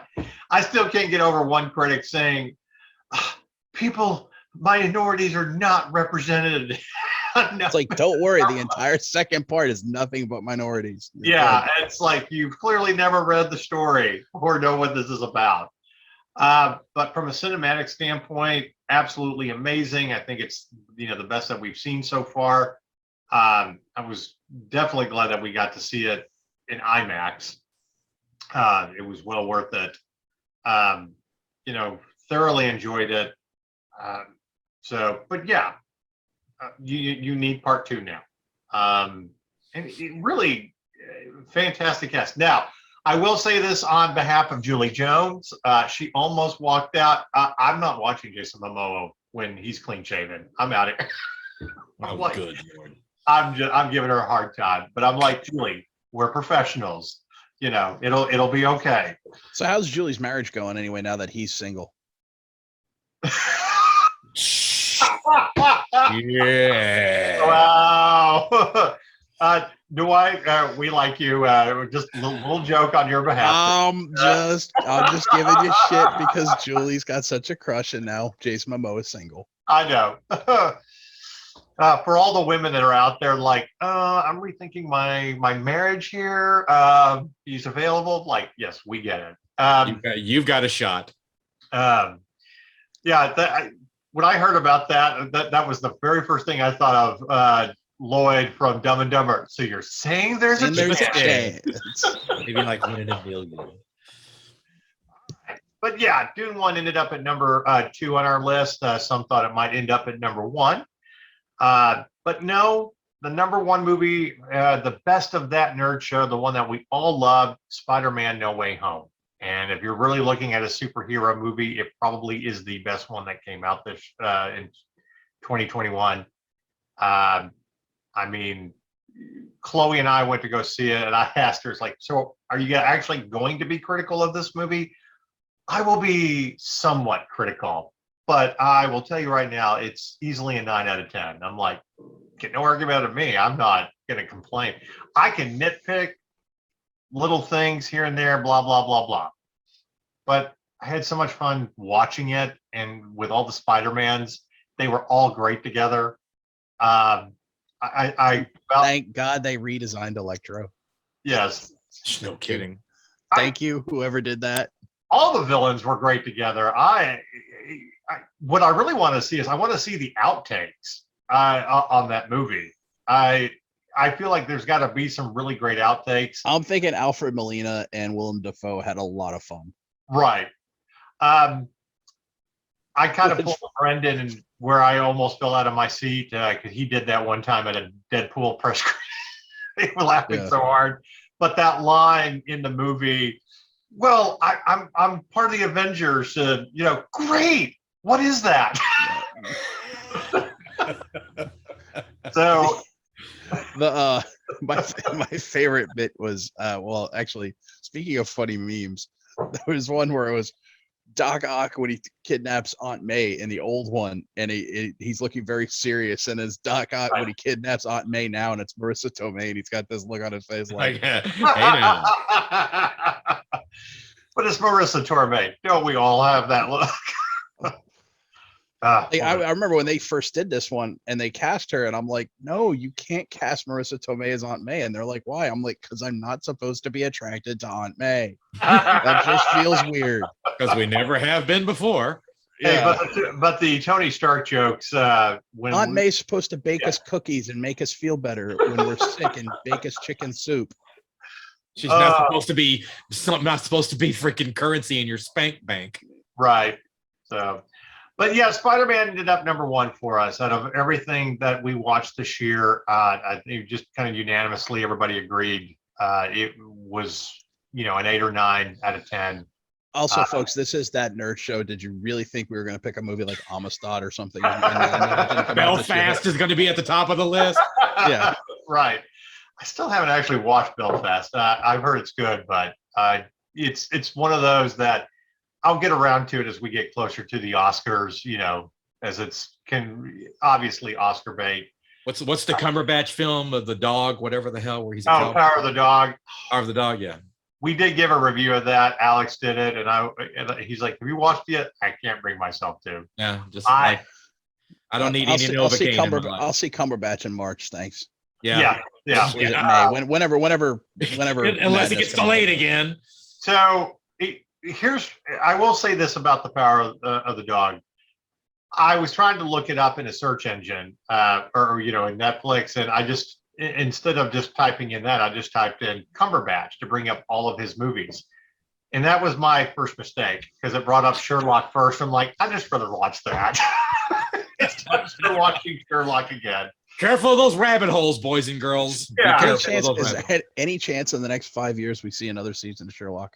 Probably not. I don't know. Probably not. But anyway, Those two guys are a little busy doing other things. I know. Yeah.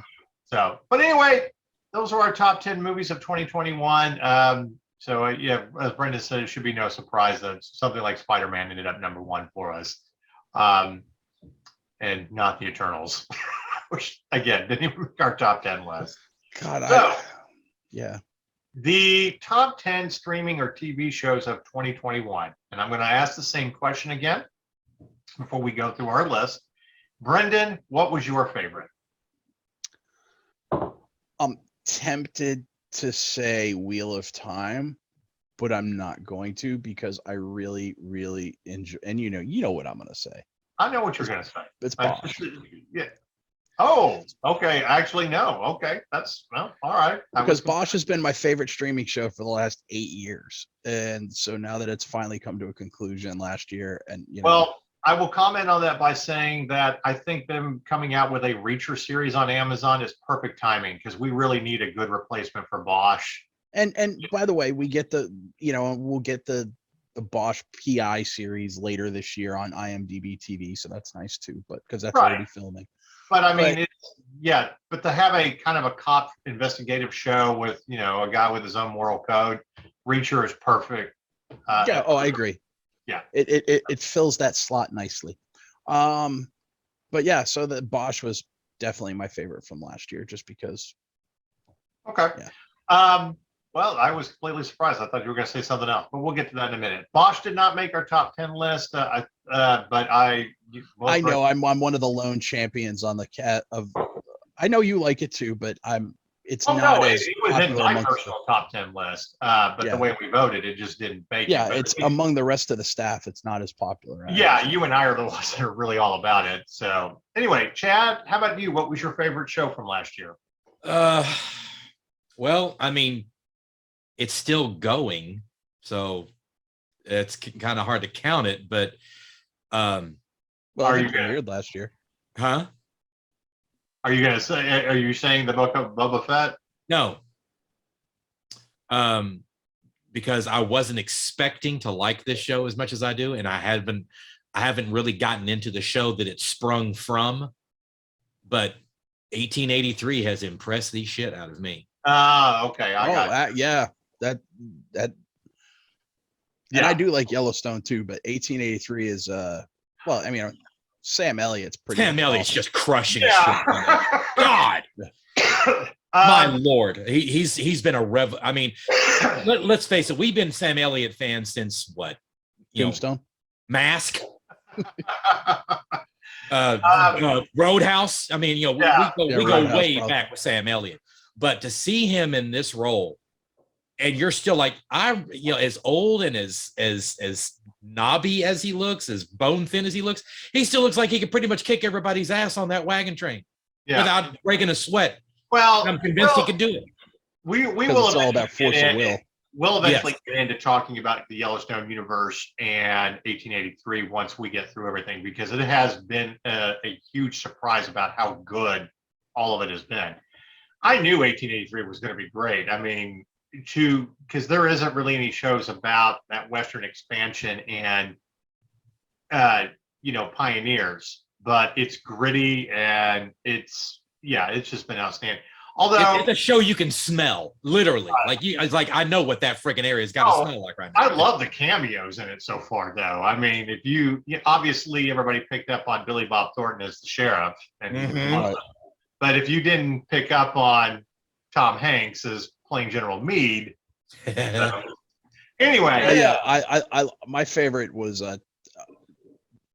Tim McGraw tells a story about filming that scene where Billy Bob just shoots the dude in the face in the bar in Fort Worth. And he goes, I actually and you can, if you're paying attention, he goes, it's in the final cut. You can see I completely missed my mark because I was just sitting there, because Billy Bob goes from nothing to a flip switch, and he's 0 to 100.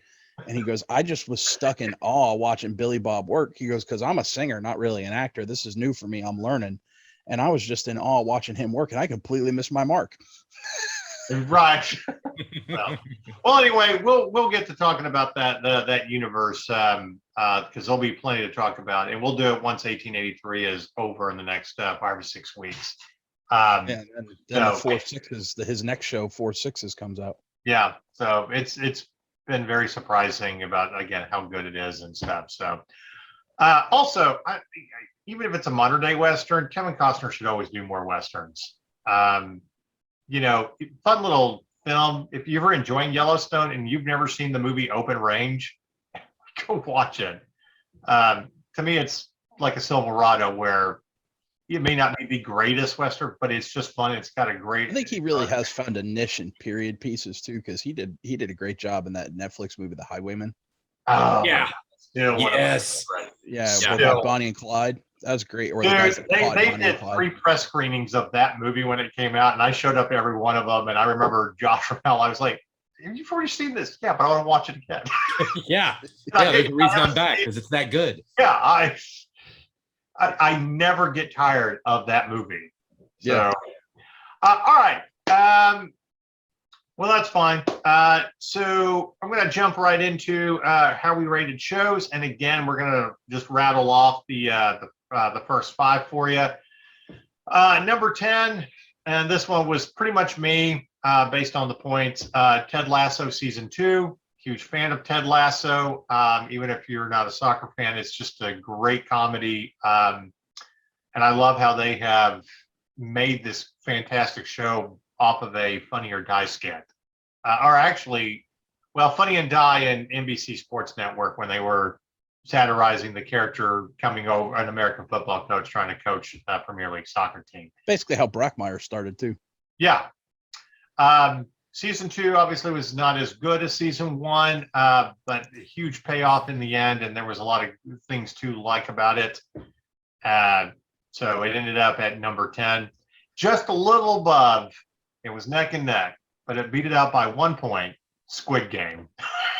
Still haven't watched it. Still haven't watched it, but it almost ended up in our top 10 list. Chloe would be rolling her eyes at us right now. It's like, it's awesome. But anyway. Ted Lasso ended up at number 10. Number 9, Only Murders in the Building, with Steve Martin and Martin Short. I've just haven't been able to bring myself to click play on that. Same.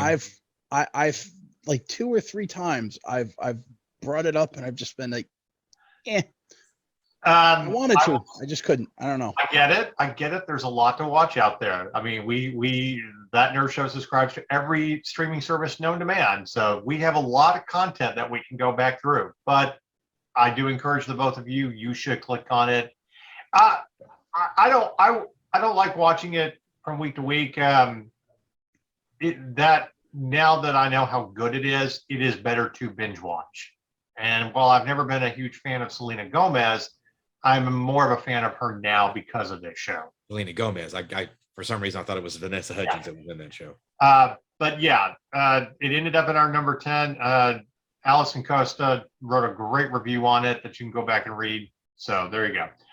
Number 8, Cowboy Bebop. Even though we're only going to get 1 season of it, it was rated very high by us. Still very disappointed in Netflix for canceling it. Because they did do a good job and a lot of great nods to the anime show. So it's still, rated in our top 10 for the year. Number 7, Cobra Kai season 4. And we'll be talking more about Cobra Kai and how they made the Karate Kid movies relevant again in about a month after we do a featured article on it. I just want to throw this out there real quick on Cobra Kai. What sorcery has Ralph Macchio used to stay looking young? Because the actor who plays Terry Silver, who's like 20 years his senior in the movie, is actually 6 months younger than Ralph Macchio. Yeah. It's really, really weird. But season 4, another great season, big payoff, made Terry Silver relevant again from Karate Kid Part 3. And which, by the way, I'm actually more intrigued. For me, season 4, it was good, but not as good as the previous seasons. Right. But the ending, what set up for season 5, is very intriguing. I'm going to say this. I've been calling it. I knew once they did that in season 3, which was by far my favorite season, because the episode 5, when he goes back to Japan and reconnects and meets the little girl that he saved. Yeah. Reconnects with Chosen, and Chosen passes on more information to him. It's like, I loved that. I mean, I was teary-eyed at the end of that episode, but I was like, you set it up. Chosen is not done in this universe. No. And I geeked out at the end of that episode when they bowed to Mr. Miyagi. I'm like, oh, it's fucking on in season 5. Yeah. Did anybody else forget that Terry Silver also played the main vampire Valak in John Carpenter's Vampires? Oh God, No, I did not forget about that. I did.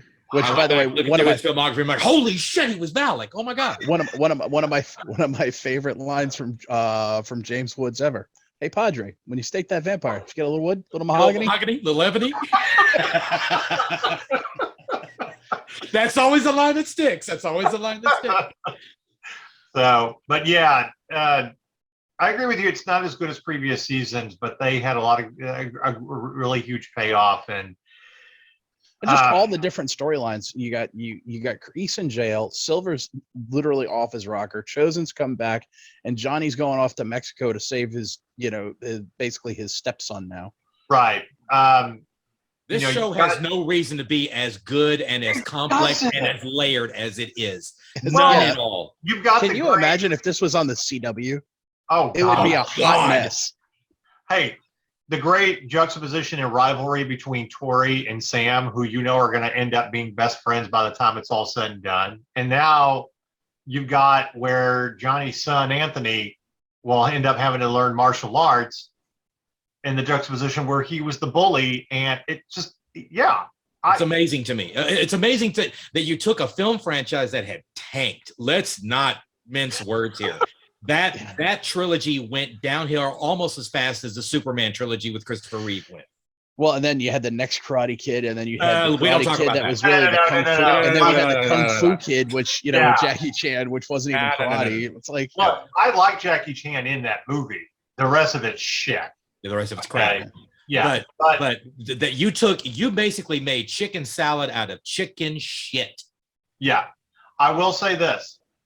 With everything that you have done with it, if you do not somehow get Hilary Swank to come back as Julie-san, okay, even if you don't like Karate Kid Part 4 and it's a shitty movie, I get it, but she is still a character, and I would love, if you're going to bring you got Elizabeth Shue to come back, and it was a great episode.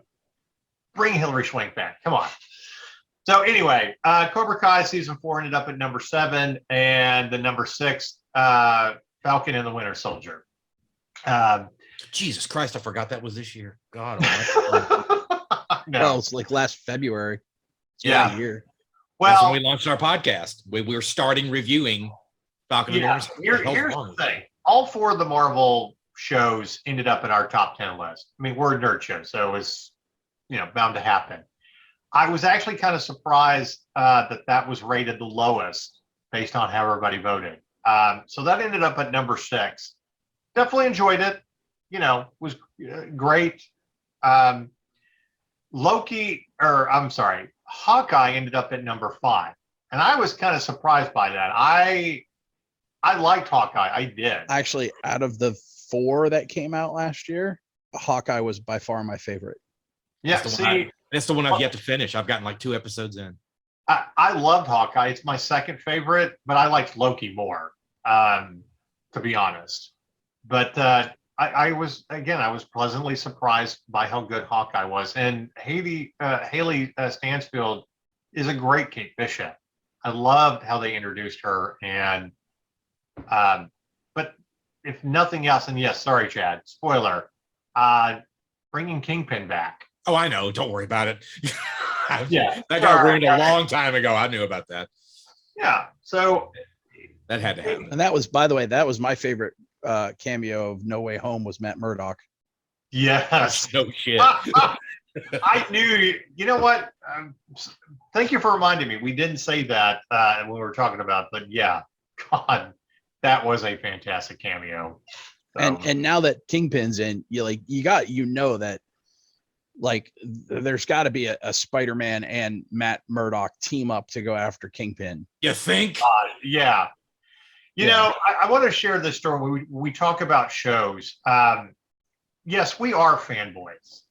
Okay, but we are also pros, and we have to be critical at times and point out things that could be better. Brendan and I, when we reviewed season 2 of Daredevil, we sat there, we did an audio review, and we were just like, okay, seriously, we've got to find something wrong with it. And after about 10 minutes and a beer, like, fuck it. It's a perfect 10. We can't find anything wrong about this. I think it might be the only time on this show I've given a 10. Probably.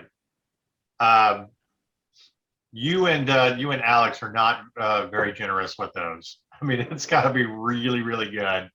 Yeah. Certainly for an entire season of a TV show. I mean, there may be a movie out there really that hard. Yeah. Yeah, there may be a movie out there that I've given a 10 to if we like go through the archives, Right. which I have neither the time nor inclination to do. But yeah, certainly for an entire season of a show, I've never given a 10. Yeah. Like even like I just said, my favorite streaming show from last year was Bosch. I still would only give that a 9. Sure. It was great. It wasn't perfect. Like, right. Well, anyway, yeah. Hawkeye ended up at number 5. It's in Chad, you should finish that out. Loki ended up at number 4. I think it's kind of a great way to kind of wrap up if we never see Loki again, which I'm sure we will, but I think I do love all the cosplayers doing the various Lokis, including the Gator. Which, by the way, Richard Grant as classic Loki stole. Oh that show. my God! Yes, he did. Yes, he did. Doesn't he just? I mean, he pretty much steals the show. My first experience with him as an actor was when he was Darwin Mayflower in Hudson Hawk. Yes. Oh my God! Yeah. And I know Hudson Hawk. I know is a terrible movie. It's also one of my guilty. It's also one of my guilty pleasures. It is a hilarious movie. Like the fact that you're driving in New Jersey and can see New York out of both sides of the car. Yeah. Yeah. Like you can't do that. That's physically impossible. My first exposure to him was a year after when he was Dr. Seward in Dracula in Bram Stoker. Yeah. Coppola. Look, Yeah, he's amazing. He's fantastic. I love him. I agree with you about Hudson Hawk. I mean, it always has a special place in my heart. Was actually the first movie date that I ever had with a girl. Was Hudson Hawk? Yeah, we went and saw Hudson Hawk. Sorry about that. No. That was fine. I made out with her in the movie theater. I was 13. Okay, so yeah, the end was better than the No, and the destination was better than the journey. I feel kind of nostalgic about that because we were doing it while they were singing Sinatra. So I'm like, it is what it is. But whatever. All right, Loki number 4. Hey, Alfred, guess you won't be attending that hat convention this year. Number 3 for us was Wheel of Time season 1. Of course, it was going to be rated very high. I know that people who have read the books, there's always minor complaints, but it did turn out to be very good. So, like I said, number 3, and very much looking forward to where this series goes. But I also feel like Wheel of Time is kind of your fantasy filler until September. Till we get to Lord of the Rings. Number 2, and I was actually surprised by this, but WandaVision, how high it was rated over all the other shows by the staff. So sometimes the way we vote and the way the numbers come through, it pushes a show higher than others. But yeah, WandaVision was in there. And for me personally, I liked WandaVision. It was just those first 2 episodes are hard to get through. Well, just having to establish the world that it existed in, and you just couldn't quite wrap your head around. Okay, what the fuck are we doing, and where the hell? See, are we going? I'm going the other way from you guys because I actually liked it earlier in the season. And No, liked I it agree. No, less I'm as it saying went I did along. too. I was like, I know that they're building this. This is world building in its purest form. Right. Yeah, it just I had didn't faith. care for the ending so much, but whatever. Well, I love Catherine Hahn, so I mean, I enjoyed the series for what it is. It just wasn't my personal favorite. Well, I We just love need the an fact that my entire show beloved out of her roadcaster character, shows though. up in the end credits every episode. The thing that I produce my podcast on Yeah, is the little machine right there next to the TV when the end credits start. right. That's the machine I'm using. So, So I'm like, there's my machine. here's the thing: that do we need an entire show based off of Agatha?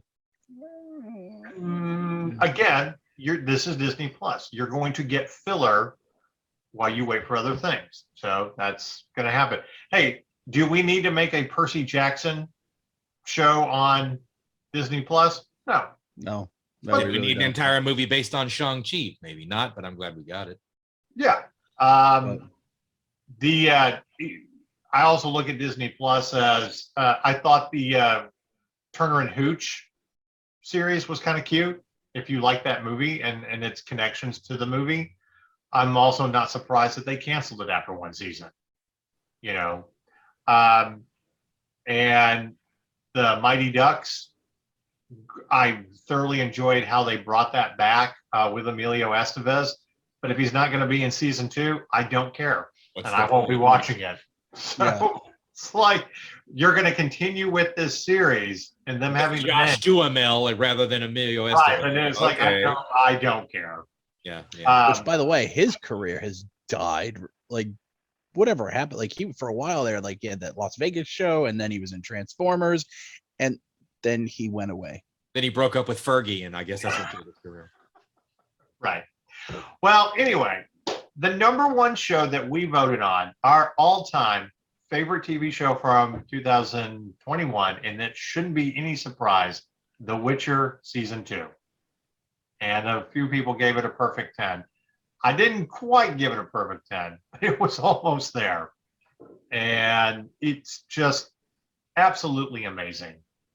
If you know the story, if you've played the games, I mean, I'm sure we can nitpick Brendan, but honestly, as fans, I didn't have any.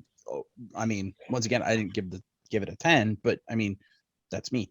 But I don't have any real huge complaints about it. It was a thoroughly enjoyable season. Looking forward to season 3. I'm really glad Henry Cable's committed to doing 7 seasons of it. And oh God, yeah. I mean, So, I don't 7 need. seasons. Wow. Well, yeah, but that's something that you can really do 7 seasons. there's enough material. It's not like saying entering into an epic storytelling world where the author doesn't finish the last 2 books for over a decade. Mm-hmm. Somebody almost did a spit take. I think I've enjoyed The Witcher a lot more than I have Game of Thrones because of the sorry everybody. Yes, we got a couple of dogs barking there. But anyway, I have thoroughly enjoyed this a lot more than I have. They like The Witcher better than Game of Thrones too. Yes, Yeah. they do. They They're acknowledge voicing their support. But here's the thing. Like, so one movie that didn't make, or one show that didn't make our list, and it came out towards the end of the year, so it's not really surprising. But the final season of The Expanse, right. A lot of people were giving that shit because they felt like it kind of had the same drop off in storytelling from Game of Thrones, and I felt that wasn't fair because comparing it to Game of Thrones, in Game of Thrones, the blame is solely on two groups of people. One, the author who refused to finish his work, and 2, the producers who, because the author refused to finish his work, had mentally checked out and already moving on to other projects. Right. Now, in The Expanse, there's plenty of books. The Corey books, which is actually 2 guys and a pen name, but those books, there's plenty of more books available. There's plenty of material, so the material's not an issue. And everybody involved with making it was fully invested in making it. The problem was the opposite. It's the network pulled the money. Like with HBO, they were like, no, make 10 seasons. Like they had all the money in the world to make Game of Thrones. but all the creative people just brain farted their way out of a gold mine. And with The Expanse, it just didn't have the support of the network anymore, which pisses me off, because it's like, Bezos, like, you made $1 billion in the time we've been on this on this program. Like, fork over some money. Like, they have the biggest naval battle and you could see where the money wasn't there too, because they have the biggest naval battle of the entire series, and they don't show any of it. It's just all implied. Yeah. So they had no money for special effects. Yeah. We'll get more into The Expanse later. It's one of those series that I started over and wanted to do it to get all the way to the end. But it also kind of feels like Battlestar Galactica, when they ran into money issues and you couldn't do it and you wanted to do, later in the seasons. I mean, I think that's a much better analogy. Yeah. I mean, they still really found a way to wrap up that story, an amazing story. But anyway, we'll we'll see if maybe they bring it back and fans can bring it back. I mean, stranger things have happened. So yeah, it's pretty dead at this point. Yeah. But anyway, I will say this about The Witcher. I was having this conversation with my younger sister, who, again, was just, we were swapping memes. She was the one that gave me the Law of Surprise sitcom meme that I sent you guys. Yeah, that was kind of funny. But anyway, she's like, I really want to go back and read, the books. And I'm like, I started The Witcher 3 over again before we even get into new games this year. That was my holiday game. I have never even really completed it. Like, I've started it a few times, and I just kept getting more and more into, I want to play this story. And I love how they keep dropping the price to it. I think it was like digital copies are like $10 in PlayStation and Xbox, with the DLC. And now I'm like, I don't really care about the Elden Ring, but how about you give me another Witcher game? But it's just an amazing series, and I'm glad Netflix has it. I'm glad, and like Brendan said, that Henry, Cavill is so committed to it, being a straight up nerd and fan, and then the resident expert of The Witcher on set. So it'll be very interesting to see where they go with it. But yeah, Witcher season 2, that was our #1 show. And can you really fault us? We're nerds. We like fantasy. We like, superheroes and stuff like that. So, all right, we're going to wrap this show up. We're glad you've been with us for 2 hours, but I want to do 2 things. One, I want to get back to Brendan and think you need to recommend a beer going into 2022, something that everybody should check out. I know I'm putting you on the spot. While he thinks about that, I'm going to say this little, this could very easily be this week's Sign of the Apocalypse. But it was one thing that it was announced that I'm kind of excited for, but also worried that they're going to fuck it up. They finally announced that they're doing a reboot of Quantum Leap for the Peacock streaming service. And while I'm very excited for that, if your story literally isn't about going back into Quantum Leap to find Sam, I don't care. Yeah. They're going to screw that up, right? Yeah. I know. Okay. All right. Just a second. So quick beer. Here's what we'll do. Since it's winter time and since they've been in the news lately, so Canarchy just got bought out. Canarchy, for those who don't know, is a collective of craft brewers that includes Oscar Blues in Colorado, Deep Ellum in Dallas, Texas, Cigar City in Tampa, Florida, and a few others. They just got bought out by Monster Energy, which is kind of funny because Monster basically wants to get into the hard seltzer game. And it's a lot easier to just buy a brewery that has nationwide distribution than it is to build one. So they're doing that, but because they're in the news and because it's wintertime and it's a good time for stouts, and it's something that you can get nationally. So no matter where you are in the US, you can get this beer. Check out Oscar Blues 1050. That is a really good, thick, chocolatey. If you get the barrel aged 1050, even better. But you will pay through the nose for that because that's expensive. But 1050, if you want a good hearty stout on a cold night sitting by a fire. 1050's a good beer. Nice. Very nice. Well, make one more announcement, and then we're going to leave you. We're going to be starting something new this year, and we'll incorporate it into future shows where That Nerd Show recast blockbusters. And we kind of thought it would be funny as we were discussing privately how it already looks like they miscast the Uncharted movie that's coming out in the next few weeks, which we'll review and talk about. But the way I said, if you're going to cast Mark Wahlberg as Sully, you might as well just cast The Rock in a new biopic about Mahatma Gandhi.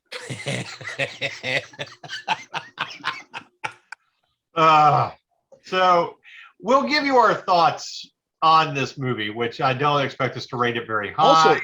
Also, it dovetails in nicely because the Doctor Strange movie, we're supposedly getting a look at alternate Iron Man with Tom Cruise as Tony Stark, which is the joke of like if the Avengers was made in the 90s, Tom Cruise would have been Tony Stark. So, right. I don't know. I'm just I don't know what to say about the Uncharted movie. I will not going to rush completely to judgment, even though I'm not that excited to see it. But for you fanboys out there, you can always go and start the games over again. It's just a movie that was made 10 years too late. I mean, they haven't even made an Uncharted game in 6-7 years at this point. The last one came out in 2016, which was good, but the first three are amazing. I think they're actually free through PlayStation now.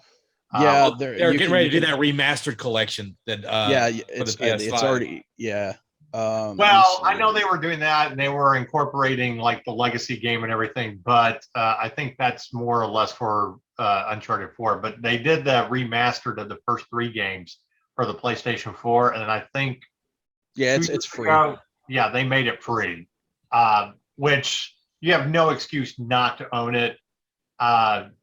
To go back and play those games. So, all right, everybody, thanks for tuning in as we start 2022 off on the right foot, looking back at the year last year and some of the stuff that's already come out in January. And, things are already ramping up.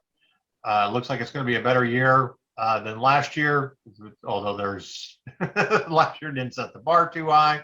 Maybe we'll see these latest Tom Cruise movies. I don't know.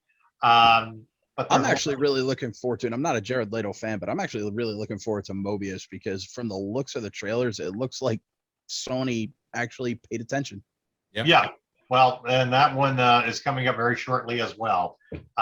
So anyway, we will be back in a couple of weeks with another 2-hour podcast and stuff that's going on where we can talk about some of these latest things.